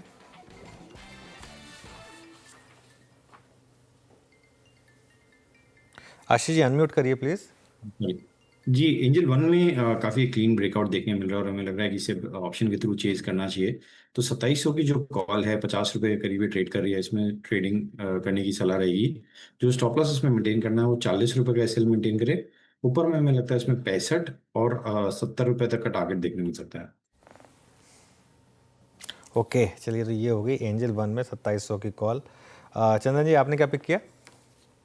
देखिए, मैं फोकस करूंगा यहाँ पे MCX पे। देखिए, कैपिटल मार्केट पे वापस एक पॉजिटिव रुझान देखने को मिल रहा है। Most of the counters bottom out हुए हैं। MCX में काफी अच्छा प्राइस पैटर्न डेली और वीकली चार्ट में हुआ है आफ्टर ए लॉन्ग कंसोलिडेटिव और करेक्टिव मूव। तो यहाँ पे पॉजिटिव बायस रहेगा। 8200 का सपोर्ट है, ऊपर में लगभग 8640 तक के टारगेट MCX में बनने चाहिए। ओके, MCX के फ्यूचर में खरीदारी की राय, और पूरा स्पेस देखें आप फोकस में। MCX, एंजल वन, BSC, अभी हमारे पैनलिस्ट के पिक आई है। चार्ट का चमत्कार के लिए मानस जायसवाल जी के पास चलते हैं। मानस जी बताइए आपने क्या चुना है, कहाँ लग रहा है आपको चमत्कार होगा? तो देखिए, डीमार्ट पिक होगा। डीमार्ट करेक्ट हुआ था, 50 डे मूविंग एवरेज पे सपोर्ट लिया और इंट्राडे चार्ट पे वापस हाई टॉप से हाई बॉटम बनना शुरू हो गए हैं। मेरा समझना है कि स्टॉक में वापस पिछले हाई को टच करने का पोटेंशियल है। तो अगर एक ट्रेड लेना होगा तो वो लॉन्ग साइड पे होगा। 4284 के स्टॉप लॉस से डीमार्ट में खरीदारी की जा सकती है। 4400 4400 रुपए तक के टारगेट्स पॉसिबल है। चाहे तो यहाँ पर 4300 का कॉल ऑप्शन भी ले सकते हैं। 86 रुपीज के आसपास ट्रेड हो रहा है, इसमें आपको 69 रुपीज का स्टॉप लॉस लगाना है और 115 रुपए के टारगेट सेट करने हैं। ओके, डीमार्ट, एवेन्यू सुपरमार्ट, ये पिक है चार्ट का चमत्कार के लिए मानस जी का। अब गौरांग जी आप बताइए मिड कैप फंडा आपका क्या होगा? तो मिड कैप फंडा के रूप में श्रेया जी एक फार्मा क्षेत्र की कंपनी, मेरे ख्याल से इसका जिक्र या फिर इसकी बात बहुत कम होती है। मैं बात कर रहा हूँ जाइडस वेलनेस। यहाँ पर खरीदारी की राय है हमारी रिसर्च टीम की तरफ से। मैं एक ही चीज कहना चाहूंगा कि देखिए, बाजार जब थोड़ा बहुत करेक्शन देता है तो वो एक अवसर होता है, एक मौका होता है अच्छी सक्षम कंपनी में निवेश करने के लिए, खास करके जो मझौली क्षेत्र की कंपनियां। तो उसी तरह के आधार पर फार्मा क्षेत्र से जुड़ी हुई है जाइडस वेलनेस, शुरुआत कीजिए और गिरावट पर जोड़ते जाइए। अच्छा लग रहा है गौरांग जी को, पूरा फार्मा स्पेस, अपोलो हॉस्पिटल, अब जाइडस वेलनेस, तो ये पिक्स आ रही है गौरांग जी की तरफ से। चलिए, चार का चौका का हमने शुरुआत की सस्ता ऑप्शन के साथ। आशीष बहेती जी ने बताया एंजल 1 पसंद आ रहा है, 2700 का कॉल लेना है, 65-70 के टारगेट एक्सपेक्टेड है, 40 का स्टॉप लॉस। एफएनओ सुपरस्टार के लिए चंदन तापड़िया जी ने MCX के फ्यूचर्स में खरीदारी की राय रखी है, 8640 का टारगेट एक्सपेक्टेड है, 8200 का स्टॉप लॉस। मानस जी ने बताया डीमार्ट यानी कि एवेन्यू सुपरमार्ट में आप खरीदारी कर सकते हैं, 4400 तक के टारगेट और 4284 का स्टॉप लॉस। गौरांग जी ने जाइडस लाइफ को चुना है, यहाँ पे खरीदारी की राय उनकी तरफ से आती हुई, माफ़ कीजिएगा जाइडस वेलनेस, यहाँ पे ये पिक आती हुई गौरांग जी की तरफ से, यहाँ पे खरीदारी की राय। अब काफ़ी इंटरेस्टिंग प्रोडक्ट्स बनाती है वैसे कंपनी, ये सब जो शुगर फ्री वगैरह होते हैं ना, जो शुगर फ्री है, ग्लूकॉन डी है, कॉम्प्लान है, ये सब बेसिकली बनाती है। इसका पोर्टफोलियो जो है काफ़ी इंटरेस्टिंग है, तो गौरांग जी को शायद ये पसंद आए इस वजह से। चलिए काम करते हैं, एक बहुत ही इंपॉर्टेंट स्टोरी एड्रेस करते हैं श्रेया। LIC में सरकार 2.5 से 3% हिस्सा बेच सकती है अगले 2 हफ्ते में, ध्यान रखिएगा। LIC का फ्लोट काफ़ी कम है और धीरे धीरे सरकार को इसका वो मिनिमम पब्लिक फ्लोट के नॉर्म पर आना है। यश के पास चलते हैं जिनके पास ये एक्सक्लूसिव इन्फॉर्मेशन है। यश, गुड आफ्टरनून, बताइए। Good afternoon. तो सबसे पहले अगर आपने फ्लोट की बात की और जो लिमिट है उसकी बात करें तो मार्केट रेगुलेटर सेबी ने LIC को 2 साल का समय दिया है, जो कि मई 2027 तक है, जहां पे LIC को अपनी पब्लिक शेयर होल्डिंग अभी फ़िलहाल 3.5% से 10% तक लेके जानी है, यानी कि सरकार को तकरीबन 6.5% स्टेक डाइवेस्ट करना है मई 2027 तक। अब हमें सूत्रों से जो खबर मिली है वो ये है कि सरकार LIC का डाइवेस्टमेंट प्रोसेस शुरू कर सकती है और ये हो सकता है अगले 2 हफ्तों में ही।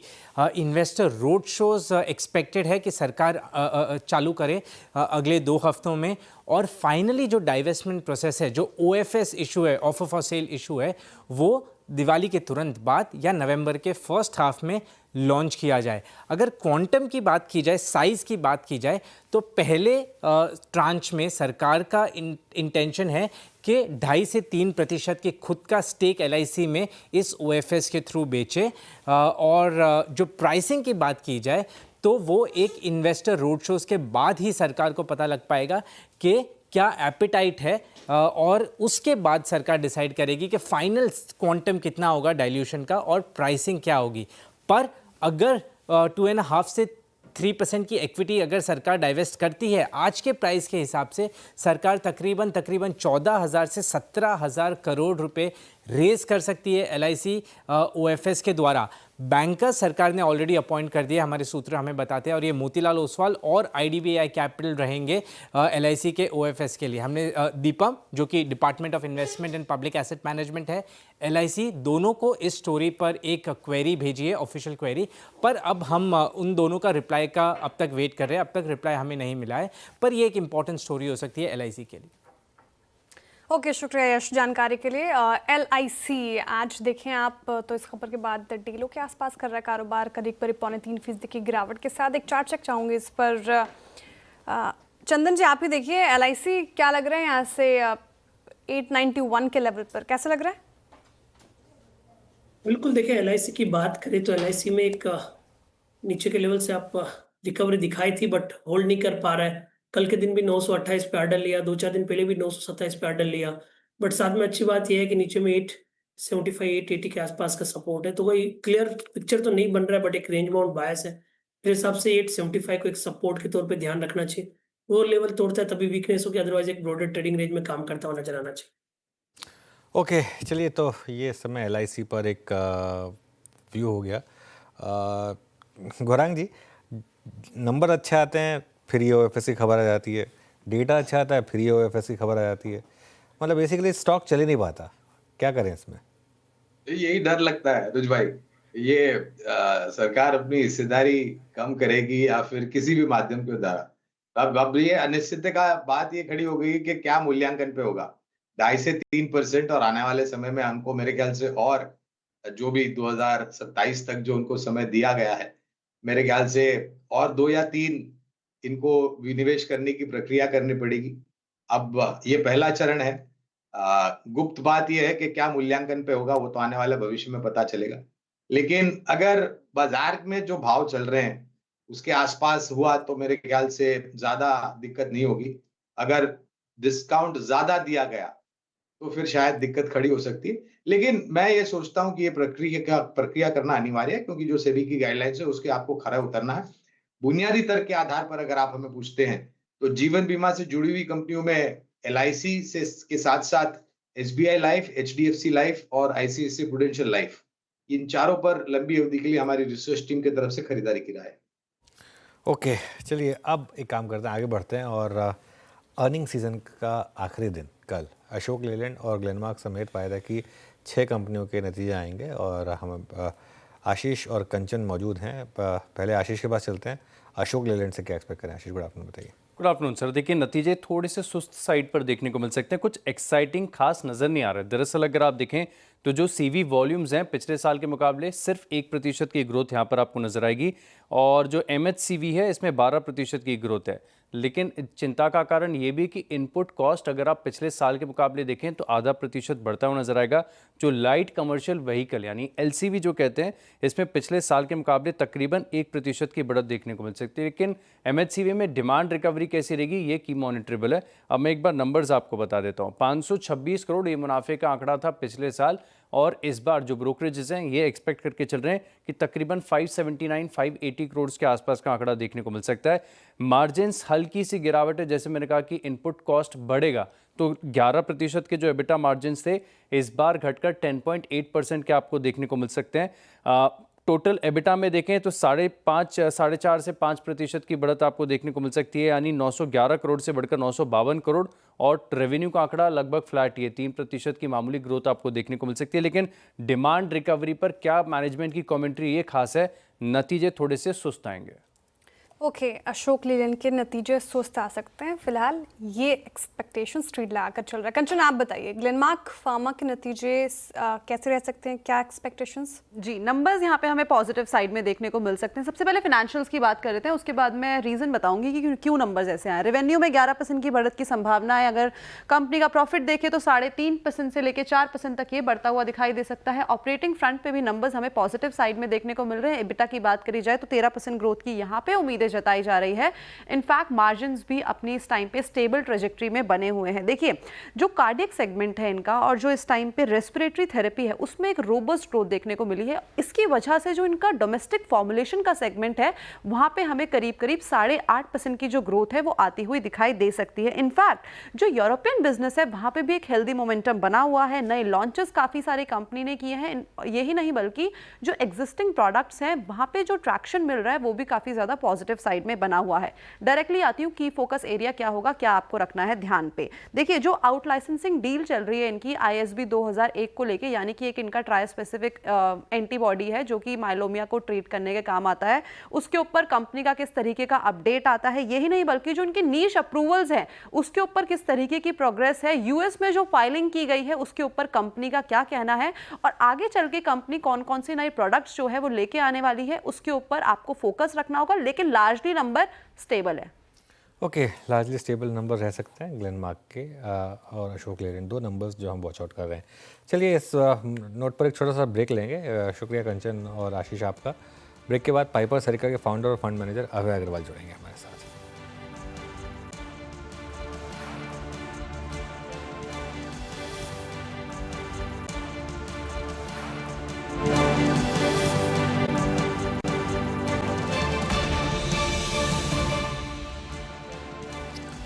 ओके, चलिए अब हमारे साथ पाइपर सरिका के फाउंडर और फंड मैनेजर अभय अग्रवाल जुड़े हैं। उनसे समझते हैं कि मार्केट में अब क्या अप्रोच रखी जाए। अभय जी, गुड आफ्टरनून। अभय जी, बताइए इस समय क्या माना जाए कि मार्केट को कुछ ना कुछ सहारा मिला, जो मर्जी न्यूज़ फ्लो रहा हो, लेकिन पिछले 3-4 दिन से मार्केट ने गिरना बंद किया है। क्या एक मान के चलें कि नियर टर्म शायद कुछ बॉटम बनाया हो मार्केट ने? क्या व्यू होगा आपका? Yeah, I think good afternoon, Anuj. जो पिछले 2 हफ्ते से मैं कहूँगा जो हमने देखा एक मार्केट का रिएक्शन, पहला जो बैड न्यूज़ आई 25% टैरिफ, फिर उसके ऊपर 25% का पेनल्टी। मुझे लगता है मार्केट ने उसको काफी अच्छी तरह से अब्सॉर्ब किया है और कोई पैनिक नहीं हुआ। करेक्शन हमने देखा, थोड़ा प्रेशर एफपीआई सेलिंग का था, थोड़ा प्रेशर अर्निंग्स सीजन का इम्पैक्ट का मैं कहूंगा, पर कोई पैनिक नहीं था। तो आई थिंक मार्केट ने एब्जॉर्ब किया सारी नेगेटिव न्यूज फ्लोज को, जो काफी थी पिछले 2 हफ्तों से, स्पेशली टैरिफ की। और अब जो दिख रहा है पिछले 2-3 दिन के मूवमेंट से, वो क्लियरली दिख रहा है कि ये मार्केट एक ऊपर की तरफ ब्रेकआउट करना चाहता है, पर पॉजिटिव ट्रिगर्स की वेट कर रहा है। वो पॉजिटिव ट्रिगर्स हैं जो टुवर्ड्स द एंड जो अर्निंग्स आई हैं वो थोड़ी उम्मीद से बेटर हैं। कल लार्ज कैप स्टॉक की अर्निंग्स भी बेटर थी। दूसरा, जो टैरिफ में अगर कुछ रेजोल्यूशन होता है, जो चर्चा है अभी यूएस और रशिया की, उसके बाद कुछ पॉजिटिव आउटकम आता है, तो एक मुझे लगता है छोटा सा भी पॉजिटिव ट्रिगर, छोटी सी भी गुड न्यूज आएगी तो ये मार्केट डेफिनेटली ऊपर की तरफ जाएगा। मुझे लगता है साइडलाइंस पे अभी भी काफी पैसा ऐसा है जो मार्केट में आना चाहता है, वेट कर रहा है अपने प्राइसेस पे आने के लिए। पर अगर मार्केट में ये लगता है, ये संकेत मिलते हैं कि अब बॉटम बन गया है और अब फेस्टिव सीजन की तरफ मूवमेंट है, नए ट्रिगर्स की वेट है, तो मुझे लगता है ये मार्केट ना केवल यहाँ पे स्टेबलाइज हो जाएगा, बट थोड़ा यहाँ से रैली भी कर सकता है। ओके। और इन दैट केस रैली को लीड क्या करेगा, क्या इंजन होगा इस रिकवरी का? मुझे लगता है कि जो बैंक्स है हमारे, वो उन्होंने पार्टिसिपेट तो बिल्कुल नहीं किया है, थोड़ा बैकफुट पे रहे हैं। मुझे नहीं लगता है कि उनके जो अर्निंग्स या कमेंट्री इतनी खराब थी कि जिस तरह से मार्केट ने रिएक्शन दिया है। तो मुझे लगता है लार्ज कैप बैंक्स जो हैं वो अभी भी इस पोजीशन में है कि इसको लीड करें रैली को। उसके साथ में मुझे लगता है सपोर्ट रहेगा फार्मा का। फार्मा के रिजल्ट्स ओवरऑल पॉजिटिव साइड पे मैं कहूंगा, और दूसरी तरफ ना केवल पॉजिटिव साइड पे पर ऑल्सो कमेंट्री भी काफी पॉजिटिव है। और एक जो फार्मा के लिए जो पूरा इन्वायरमेंट बन रहा है, not only in US but in Europe also, वो भी काफी पॉजिटिव है। तो मुझे लगता है ये जो 2 सेक्टर्स है, और तीसरा इसमें एक जो सेक्टर है जो अभी तक थोड़ा लैक कर रहा है, वो है ऑटोमोबाइल, लार्ज कैप ऑटोमोबाइल्स का। तो अगर फेस्टिव सीजन की डिमांड की स्टॉकिंग का सिग्नल अच्छा लगने लगता है, तो मेरे को लगता है ये 3 सेक्टर्स हैं ऐसे जो कि और हेल्थ केयर, ये मैं चौथा सेक्टर कहूंगा। ये 4 सेक्टर्स मुझे लगता है जो लीड कर सकते हैं रैली। ओके, अभय अग्रवाल जी, गुड आफ्टरनून। श्रेया बात कर रही हूँ। Pharma, health care, auto space, साथ ही लार्ज प्राइवेट बैंक्स की तरफ आपका झुकाव है। आपने कहा कि पैसा मार्केट में आना चाहिए और ये सारे सेक्टर्स पर शायद पैसा लगे। लेकिन सर, कुछ स्पेसिफिकली अगर मैं बात करूँ, न्यू एज स्टॉक्स की हम चर्चा भी कर रहे थे आज के सेशन में। देखिए आप, नायका, होनासा जैसे काउंटर्स में अच्छी तेज़ी है, पर्टिकुलरली ब्यूटी सेगमेंट के दोनों स्टॉक्स ने अच्छा परफॉर्म किया आफ्टर रिजल्ट। यहाँ पर आपका नज़रिया कैसा है? क्या यहाँ पे भी आप पॉजिटिव हैं? यहाँ पर भी बेट लगाना चाहिए? जी, मैं as a fund house we are very positive. मुझे लगता है कि जो काफी पोस्ट लिस्टिंग जो हमने देखा था, एक्सपेक्टेशंस बहुत हाई थी।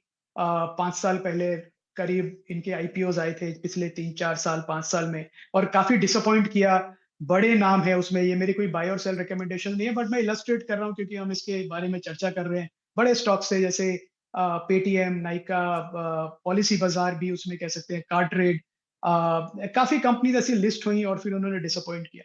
मुझे लगता है पर जो अब इनका स्टेटस है, जो वो अपने पूरा पावर जो है बिजनेस मॉडल का, फाइनली अब वो दर्शा पा रहे हैं। आप एक मार्केट लीडर्स हैं, यूनिट इकोनॉमिक्स जो इनका ब्रोकन था वो काफी पॉजिटिव हो गया है अब, और जो स्केल का पूरा एडवांटेज मिल रहा है। तो मुझे लगता है इन्वेस्टर्स को अगर वो वैल्यूएशन को डाइजेस्ट कर पाए, क्योंकि काफी ग्रोथ ऑलरेडी वैल्यूएशन में बेक्ड इन है, अगर उसको डाइजेस्ट कर पाए तो ये डेफिनेटली 20-25% कंपाउंडेड रिटर्न वाली कंपनीज हैं इस समय अगले 5 साल के व्यू से।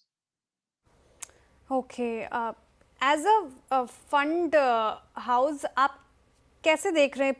क्योंकि जिस तरीके से मार्केट पिछले कुछ महीनों में रहा है, काफ़ी उतार चढ़ाव देखने को मिल रहा है, पोर्टफोलियो में दर्द तो है, इसको हम नकार नहीं सकते।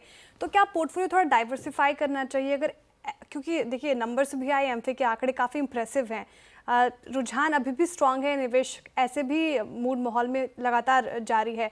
तो क्या थोड़ा पोर्टफोलियो डाइवर्सिफाई करें, कमोडिटी स्पेस को भी हम इस पोर्टफोलियो में जोड़ें? आपका टेक?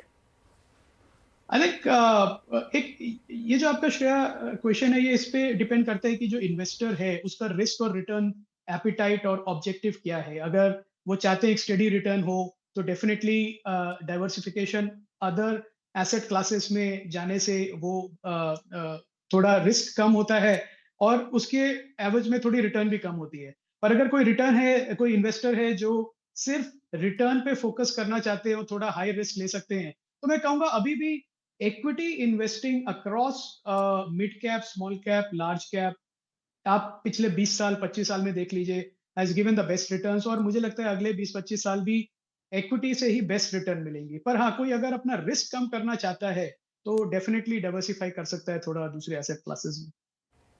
अभय जी, इस अर्निंग सीजन का सबसे बड़ा एक्सीडेंट रहा PG Electroplast. I am sure आपने देखा ही होगा जो हुआ स्टॉक के साथ। आपका क्या व्यू रहेगा इस पर, और क्या इस प्राइस पर आप निबल करेंगे या अभी नंबर्स और कमेंट्री के चलते और करेक्शन भी आ सकती है यहाँ पर? जी अनुज, पहले तो मैं कहूंगा ये पूरा अर्निंग सीजन ही ऐसा है कि जहां पे थोड़े भी मिस हुए, थोड़ी भी नेगेटिव न्यूज आई, हमने देखा बड़ा शार्प बीट डाउन हुआ। एट द सेम टाइम थोड़े भी अच्छे आउट परफॉर्मेंस दिखी तो वो स्टॉक्स जोर से भागे हैं। तो ये एक तो थोड़ा इस इन्वेस्टर मूड का और अर्निंग सीजन का मैं कहूंगा जो दिख रहा है हमको, बड़े शार्प रैलीज और शार्प करेक्शन स्टॉक स्पेसिफिक। और पीजी इलेक्ट्रोप्लास्ट भी दो हम डायरेक्टली ट्रैक नहीं करते या ना हमारे पोर्टफोलियो में है, मॉडल पोर्टफोलियो में है, पर मुझे लगता है कि कई बार कंपनीज, अच्छी कंपनीज भी एक थोड़ा सा बैड साइकिल या बैड क्वार्टर से गुजरती हैं और हम भी इसको देखेंगे इसी नजरिए से कि क्या ये एक बैड क्वार्टर, बैड अनाउंसमेंट एक एंट्री का अपॉर्चुनिटी दे रहा है ऐसी कंपनी में जो लॉन्ग टर्म कंपाउंडिंग कंपनी है। और अनुज, आप एक समय देता हूँ, मैं आपको एक उदाहरण देना चाहूंगा। जैसे आज आपने देखा अपोलो हॉस्पिटल के रिजल्ट्स आए, स्टॉक कुछ 500 सवा 500 रुपए ऊपर है। और मैं अपनी टीम से ये बात कर रहा था कि 2010-11 में जब हमने पहली बार स्टॉक लेना शुरू किया था अपोलो हॉस्पिटल का, तो 500 रुपए पे करीब उसका भाव था। तो एक दिन में आज वो स्टॉक जो हमने 15 साल पहले लिया था उतना ऊपर है एक दिन में। तो ये दिखाता है power of holding through bad cycles, bad announcements, कि आप अगर कन्विक्शन बना सके किसी स्टॉक के बारे में, उसके लिए रिसर्च तो करना पड़ेगा, तो उसको होल्ड करके ही रिटर्न बनता है small cap to mid cap to large cap की जर्नी में। तो पीजी इलेक्ट्रोप्लास्ट को भी हम उसी तरह देखेंगे, कोई भी शार्प करेक्शन है एक अपॉर्चुनिटी भी देता है इन्वेस्टर्स को, तो डेफिनेटली वर्थ लुकिंग।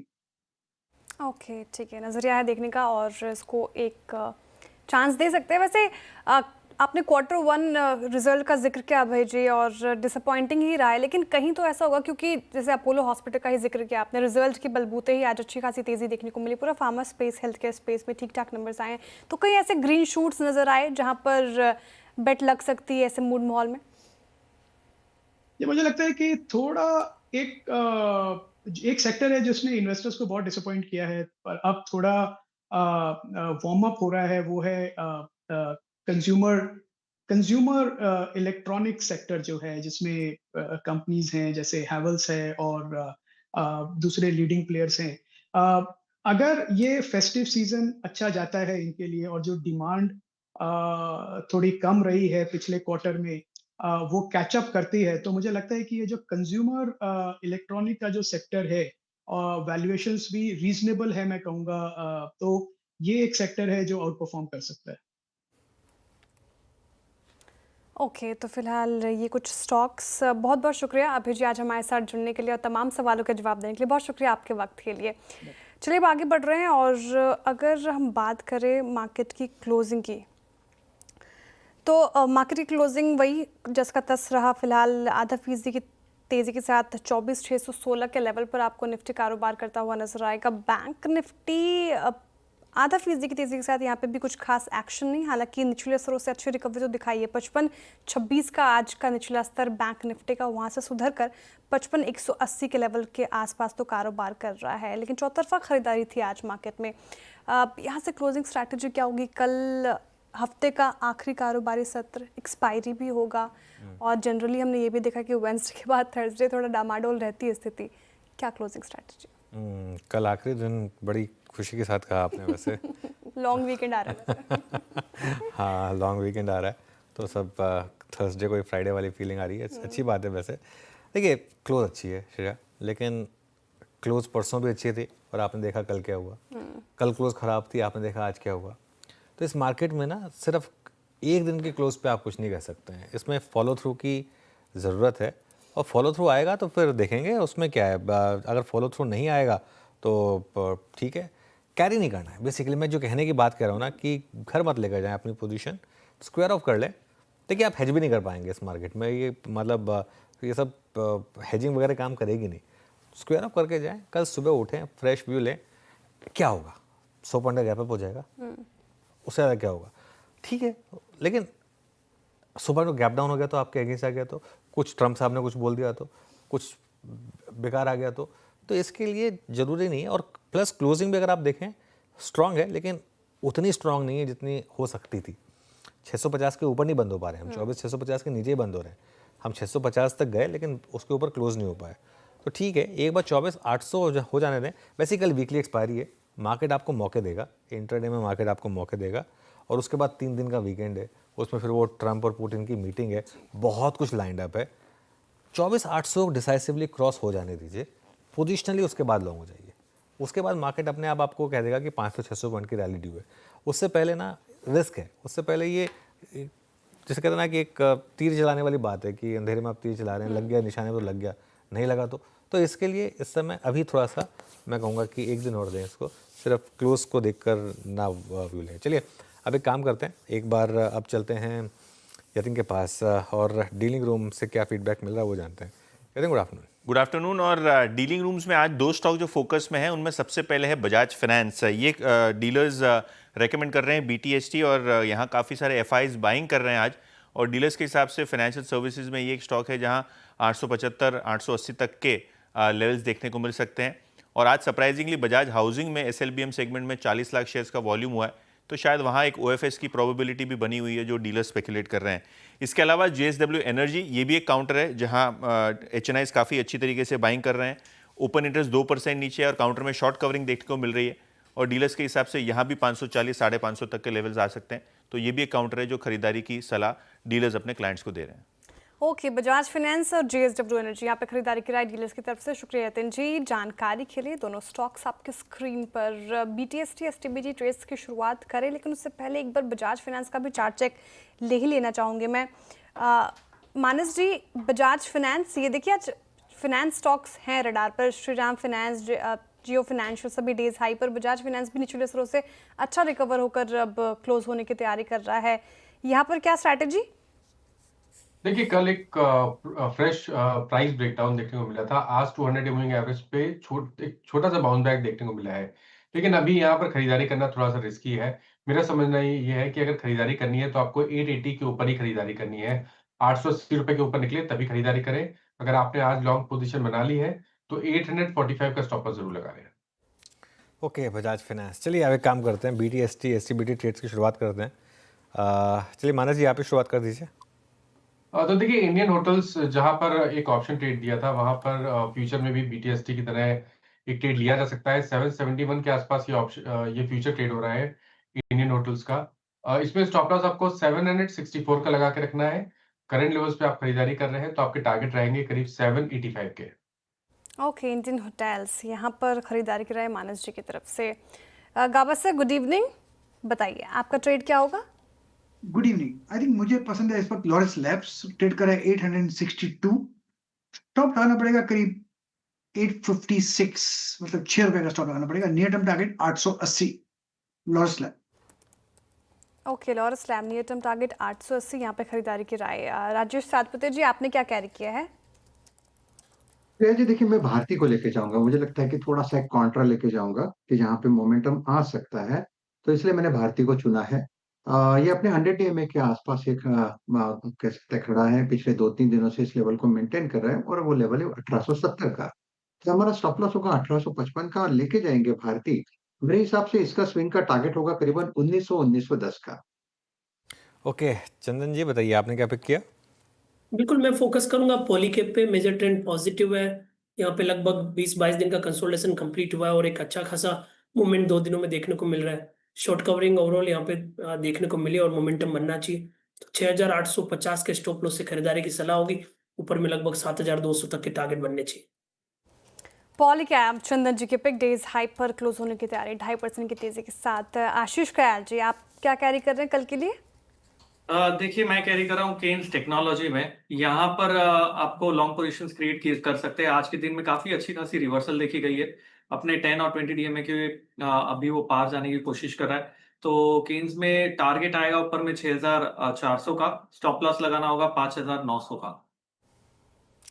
ओके, चलिए ये इस समय केन्स टेक BTST ट्रेड्स पूरी हुई। एक बार बैन अपडेट बता दें आपको, उसके बाद फिर मार्केट ब्रेथ पर आएंगे। और कोई भी स्टॉक ना बैन में एंट्री करने की तैयारी कर रहा है, ना बैन में आने की, ना एग्जिट करने की तैयारी कर रहा है। तो जो 4 stocks as it is ban में बने हुए हैं वो बने रहेंगे। अब मार्केट ब्रेथ देखते हैं। आज मार्केट ब्रेथ काफ़ी अच्छी रही होगी, मैं अज्यूम कर रहा हूँ कि अच्छी रही होगी। एक बार बाकी तो खैर जब डायरेक्टर फायर करेगा पता चलेगा। जी हाँ, बहुत अच्छी ब्रेथ रही। 128 में लॉन्ग, 42 में शॉर्ट कवरिंग, यानी कि 170 स्टॉक्स पॉजिटिव रहे और सिर्फ 51 स्टॉक्स जो थे वो नेगेटिव रहे। शुरुआत करते हैं लॉन्ग पोजीशन वाले स्टॉक से। सबसे ऊपर अपोलो हॉस्पिटल्स 8% ऊपर, Bharat dynamics 7%, angel one, Hindalco, Alkem labs सब में अच्छी खासी तेज़ी रही आज। शॉर्ट कवरिंग वाले स्टॉक्स में BSE सबसे ऊपर था, 5.5% ऊपर था। ओपन इंटरेस्ट कम हुआ यहाँ पर। ज़ाइडस लाइफ, संवर्धन मदरसन, हिंदुस्तान एरोनॉटिक्स और पॉलीकैब यहाँ पर शॉर्ट कवरिंग रही। शॉर्ट कहाँ बने? ऑयल इंडिया में शॉर्ट बने, 5% स्टॉक गिरा। सुजलॉन में शॉर्ट बने आज LIC उस न्यूज़ के बाद। आइनॉक्स विंड और वोडाफोन आइडिया यहाँ पर भी थोड़ी सी शॉर्टिंग हुई आज। लॉन्ग अनवाइंडिंग कहाँ हुई? PG इलेक्ट्रोप्लास्ट, ध्यान रखिएगा बैन में है ये stock. SJVN, PI industries, Adani total gas और इंडियन बैंक, ये कुछ और स्टॉक्स रहे जहाँ पर आज शेयर शॉर्ट कवरिंग हुई, लॉन्ग अनवाइंडिंग हुई, सॉरी जी। PG इलेक्ट्रोप्लास्ट यहाँ पे लॉन्ग अनवाइंडिंग। चलिए अब कुछ और, इनफैक्ट मैं देख रही थी जाते जाते कहाँ पे अच्छी खासी मूव आई है। भारतीय एयरटेल पिक किया है राजेश सातपति जी ने, और ये ऑलमोस्ट आप देखिए डे हाई के आसपास ही क्लोज होने की तैयारी। टाटा कंज्यूमर, इसके अलावा अगर आप देखिए HUL, FMCG जाते जाते फ्लैट तो हुआ है, निचले स्तर से अच्छी रिकवरी टाटा कंज्यूमर। इसके अलावा नेस्ले इंडिया, HUL जैसे स्टॉक्स में आपको देखने को मिलेगी। साथ ही आप देखें और कहाँ पे अच्छी खासी buying, power grid, Bajaj finserv, इन सारे काउंटर्स में तेज़ी देखने को मिली। एक बार टाटा कंज्यूमर रखते हैं आपके स्क्रीन पर, निचले स्रोत से अच्छी रिकवरी, और इस पर भी एक बार गाबा सर देखेंगे टाटा कंज्यूमर। नतीजे आपको याद होंगे, अच्छे आए थे नतीजे, उसके बाद भी काउंटर अच्छा चला था। आज भी 1% की तेजी के साथ क्लोज होने की तैयारी। यहाँ पे क्या स्ट्रैटेजी? बेस तो बन रहा है टाटा कंज्यूमर करीब 5-6 दिनों से।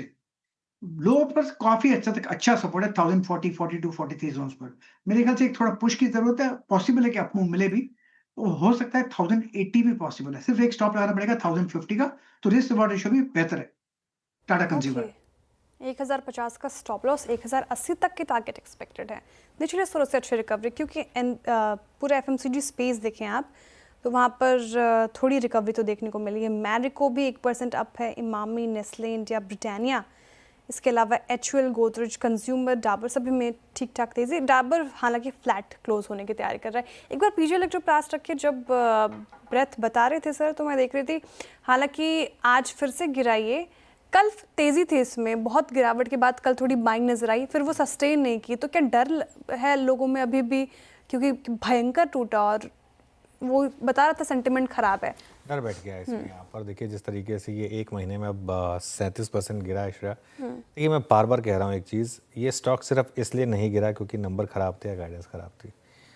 ये स्टॉक गिरने का ज़्यादा बड़ा कारण ये था कि अगर आपको ये बात मतलब पता तो चली गया होगा ना कि ये क्वार्टर ख़राब है, तो उससे जस्ट पहले आपने जो प्रमोटर्स ने स्टेक सेल किया विंडो बंद होने से जस्ट पहले, उससे पहले क्यों थोड़ा सा मार्केट को अगर आप एक थोड़ा सा गाइड कर देते थे कि हमारा अगले 2-3 क्वार्टर सॉफ्ट रहने वाले, तो उससे मतलब ठीक है अगर आपको बेचना ही था तो मतलब आप भी कम भाव पे बेचते ना। आप इतने हाई प्राइस पर आपने बेच दिया, मार्केट इन्वेस्टर्स आ गए। देखिए क्या होता है ना, जब मार्केट इन्वेस्टर्स होते हैं ना, उनको लॉस में दिक्कत नहीं है, वो लॉस बहुत ब्रूटली बुक करते हैं, लेकिन उनको जब इस तरीके की चीज़ होती है ना वो पसंद नहीं आती। फिर वो कहते हैं हमें रहना ही नहीं है स्टॉक में, फिर वो बेच देते हैं। तो वो जो दिक्कत हुई ना PG के केस में, वो ये वाली दिक्कत थी। अभी भी मैं आपको एक बात बताऊं, देखिए PLI स्कीम है या ये जो EMS स्कीम है, ये 1 साल की कहानी नहीं है, ये 10-15 साल की कहानी है। आपने देखा ये 10-15 साल में कितना आउट परफॉर्मेंस दिया है गजब स्टॉक का ने, रिटर्न है ना? है। मतलब कितने 100 गुना हुआ था स्टॉक, ऐसा कुछ हुआ था। तो ठीक है, अब लोअर लेवल पर मुझे लग रहा है बाइंग आएगी, लेकिन थोड़ा कॉन्फिडेंस में टाइम लगेगा। आपको याद है एक बार जब पॉलीकैब गिरा था, पॉलीकैब कहाँ से कहाँ गिरा था, आधे से ज़्यादा गिर गया था पॉलीकैब। उसके बाद लेकिन वो स्टॉक में रिकवरी आई, वापस ऑल टाइम हाई पर भी गया। आप मुझे नहीं पता कि वापस पीछे जाएगा कि नहीं जाएगा ऑल टाइम हाई पर, ये मैं नहीं कह रहा हूँ, लेकिन मुझे लग रहा है कि अभी थोड़ा सा कॉन्फिडेंस ख़राब है, कुछ समय के बाद शायद वापस क्योंकि अब अभी जो चाह रहे थे लेना वो थोड़ा और वेट करें, क्योंकि जिस मेरे ख्याल लेवल से पर टुकड़ों में श्रेया थोड़ा सोच सकते हैं टुकड़ों में, क्योंकि देखिए एग्जैक्ट बॉटम तो आज तक कोई नहीं पकड़ पाया, कोई भी। तो थोड़ा बहुत निबल करना चाहें तो आप कर सकते हैं, अगर आपका लॉन्ग टर्म का व्यू हो तो, लेकिन एक बार अपने फाइनेंशियल एडवाइजर से भी राय ले लीजिएगा। चलिए 10 मिनट बचे हैं मार्केट क्लोजिंग में, कुछ और स्टॉक्स की बात करते हैं। निफ्टी की क्लोज अच्छी है वैसे, लेकिन थोड़ा और बेटर हो सकती थी। अपोलो हॉस्पिटल्स शानदार मूव यहाँ पर, 8% के गेंस, और अब ये फ्रेश ऑल टाइम हाई पर स्टॉक बंद होता हुआ मैसिव मोमेंटम के साथ यहाँ पर स्टॉक ट्रेड करता हुआ। आप चंदा ने यहाँ पर क्या 5 डिजिट टारगेट्स रखें अपोलो हॉस्पिटल्स में आगे जाते हुए? बिल्कुल मेरे हिसाब से टारगेट तो इतने ही बड़े बनेंगे, क्योंकि एक काफी बड़ी रिकवरी यहाँ पे देखने को मिली है पिछले 3-4 दिनों में, और 7,000 से लेके 7,800 तक का एक रिमार्केबल मूव काउंटर में बना है। ओवरऑल देखें तो कहीं ना कहीं स्टॉक अपने new life time high territory में बना है, और ये सेक्टर पूरा परफॉर्म कर रहा है। आप देखिए सेक्टर में चाहे फोर्टिस की बात करें, मैक्स हेल्थ, मेट्रोपोलिस, तो पॉजिटिव सेटअप है, और बिल्कुल पोजिशनली यहाँ से आप 15 से 20% के अपसाइड बना सकते हो इस तरह के टारगेट के लिए। तो बिल्कुल 9,510,000 की पोजिशनल टारगेट तो ही, बट इमीडिएट बेसिस पे भी कोई देखता है तो 7,550 के सपोर्ट से 8,400 तक के अपसाइड भी बनने चाहिए। बिल्कुल 8,400 और 9,500 से लेके 10,000 तक के पोजिशनल टारगेट भी यहाँ संभव है। 8,500 से लेके 10,000 तक के पोजिशनल टारगेट्स देख रहे हैं अपोलो हॉस्पिटल में। शानदार मूव गेनर्स में शामिल, सभी के पिक्स में शामिल, और अच्छे नंबर्स भी पोस्ट किए। उसके बाद स्ट्रीट ने किया है रिवॉर्ड। क्लियरली आज जिस तरीके से मार्केट क्लोज होने की तैयारी कर रहा है, अच्छी क्लोजिंग, और साथ आया है ऑटो स्पेस से, मेटल स्पेस से। मेटल स्पेस इंट्राडे में 2% के करीब करीब इसमें तेज़ी थी, हालांकि हाई से थोड़ा सा फिसला 1.5% की तेज़ी के साथ क्लोज होने की तैयारी कर रहा है। सभी स्टॉक्स की बात की हमने, हिंडाल्को सबसे बड़ा लीडर इस पूरे पैक का। इसके अलावा स्ट्रेंथ ऑटो से आई, हेल्थ केयर स्पेस से आई, लेकिन फार्मा स्पेस से आई, लेकिन बैकफुट पे जो स्पेस रहा FMCG और एनर्जी दोनों ही फ्लैट रहे हैं। इसके अलावा ऑयल एंड गैस स्पेस भी फ्लैट रहा। लेकिन अगर आप बात करें CG पार इंडिया, NHPC, पार ग्रिड जैसे स्टॉक्स, ONGC आज के बिग स्टॉक्स में भी शामिल, और ब्रोकरेजेस भी काफ़ी बुलिश थे। एक बार ONGC का चार्ट रखिए स्क्रीन पर, 1% की तेज़ी के साथ क्लोज होने की तैयारी कर रहा है। 238 के लेवल पर है। ये टारगेट काफ़ी अग्रेसिव आए थे ब्रोकरेजेस की तरफ से। ONGC पर एक व्यू लेना चाहूँगी। गाबा सर, ONGC कैसा लग रहा है? यहाँ पे चेज करना चाहिए इसको? एक्चुअली थोड़ा बेस बने, थोड़ा डिप मिले तब लेना चाहिए, चेस तो नहीं करना चाहिए। अब ट्रेड करें 238 के आसपास ONGC, लोअर लेवल पे सपोर्ट है करीब 235 के आसपास। एक बार वहां मिल जाता है तो ये खरीदने का मौका बनता है, रिस्क रिवॉर्ड रेशियो बेहतर बनेगा। लेकिन यहाँ पर थोड़ी रिस्की एलिमेंट है, थोड़ा डिप आने दीजिए, फिर देखते हैं। फिलहाल अवॉइड करें तो अच्छा रहेगा ONGC।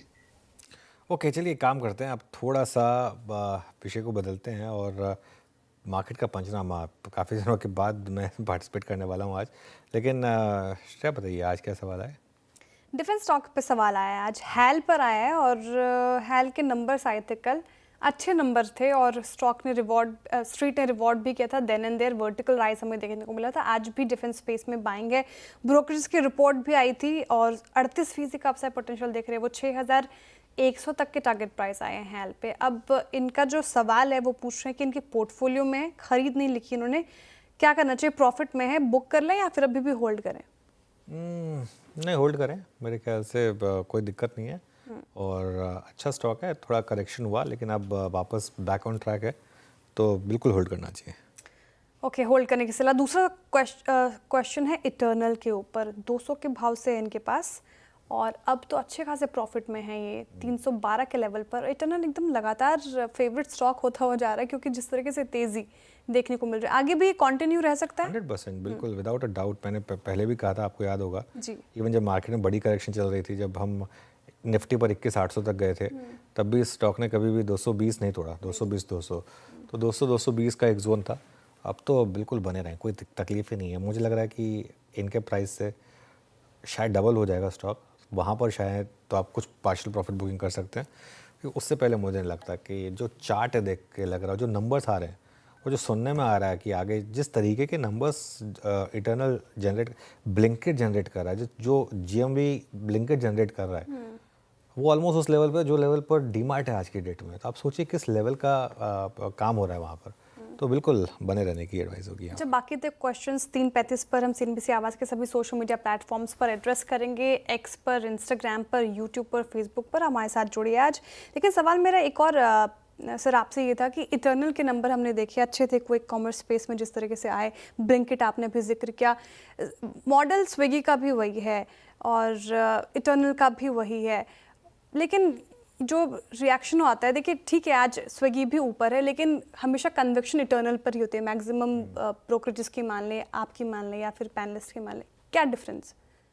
एक प्रॉफिट मेकिंग है, एक में सिर्फ प्रॉफिट का प्रॉमिस है, that's the only difference. Otherwise जैसा आपने बोला बिजनेस मॉडल स्विगी का भी वही है, ऐप स्विगी की भी वैसी है जैसी जोमेटो की है या इटर्नल की है, और प्रॉमिस स्विगी में भी उतना ही है जितना इटर्नल में या जोमेटो में। बस एक ही चीज़ ये है कि एक प्रॉफिट मेकिंग है, एक में अभी प्रॉफिट नहीं बनाया, ये एक डिफरेंस है बेसिकली। ओके ठीक है, तो फिलहाल ये एक डिफरेंस, एक लॉस मेकिंग है, एक प्रॉफिट मेकिंग, इसलिए थोड़ा कन्विक्शन इटर्नल के साइड ही जाता है। Pharma space, health care space, ये दो स्पेस जो रडार पे आज ही नहीं बल्कि पिछले कुछ सत्रों से टैरिफ वॉर के बीच में भी अगर आप देखें टैरिफ की तलवार लटक रही थी स्पेस के ऊपर, तब भी मजबूती के साथ ही कारोबार करता हुआ नजर आया।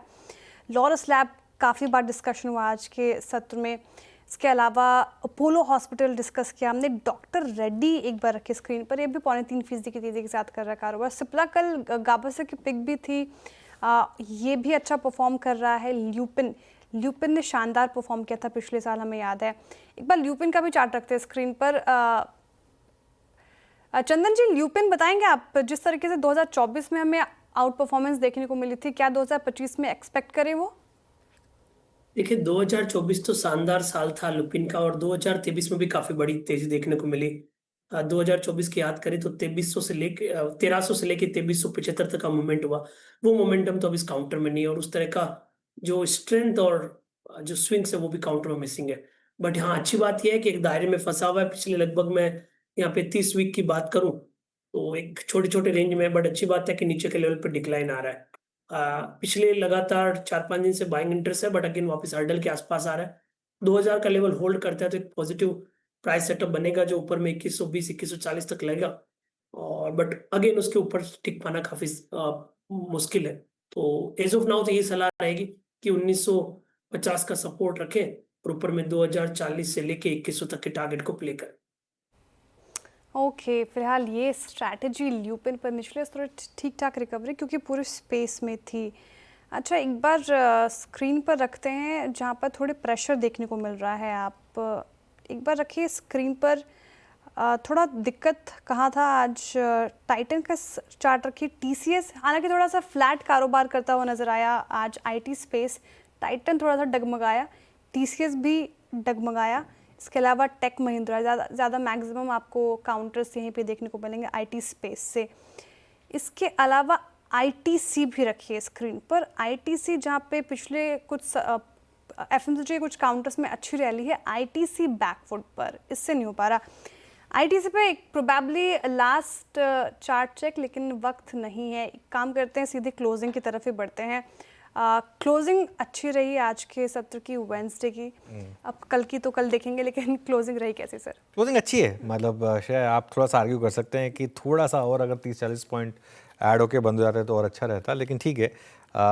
गिवन कल जिस तरीके का मार्केट था, आज अगर आपको बोला जाता है कि कल के सारे लॉसेस आप रिकवर कर लेंगे प्लस थोड़ा और ऐड करेंगे, परसों ऑलरेडी अप थे, तो अगर आप देखें अब फॉर एग्जांपल अब निफ्टी में अगर आप वीक का चार्ट देखेंगे तो हम 1% ऊपर है निफ्टी में, निफ्टी मिड कैप में, तो ठीक है। मार्केट 137 पॉइंट ऊपर थे हम 24,625 पर।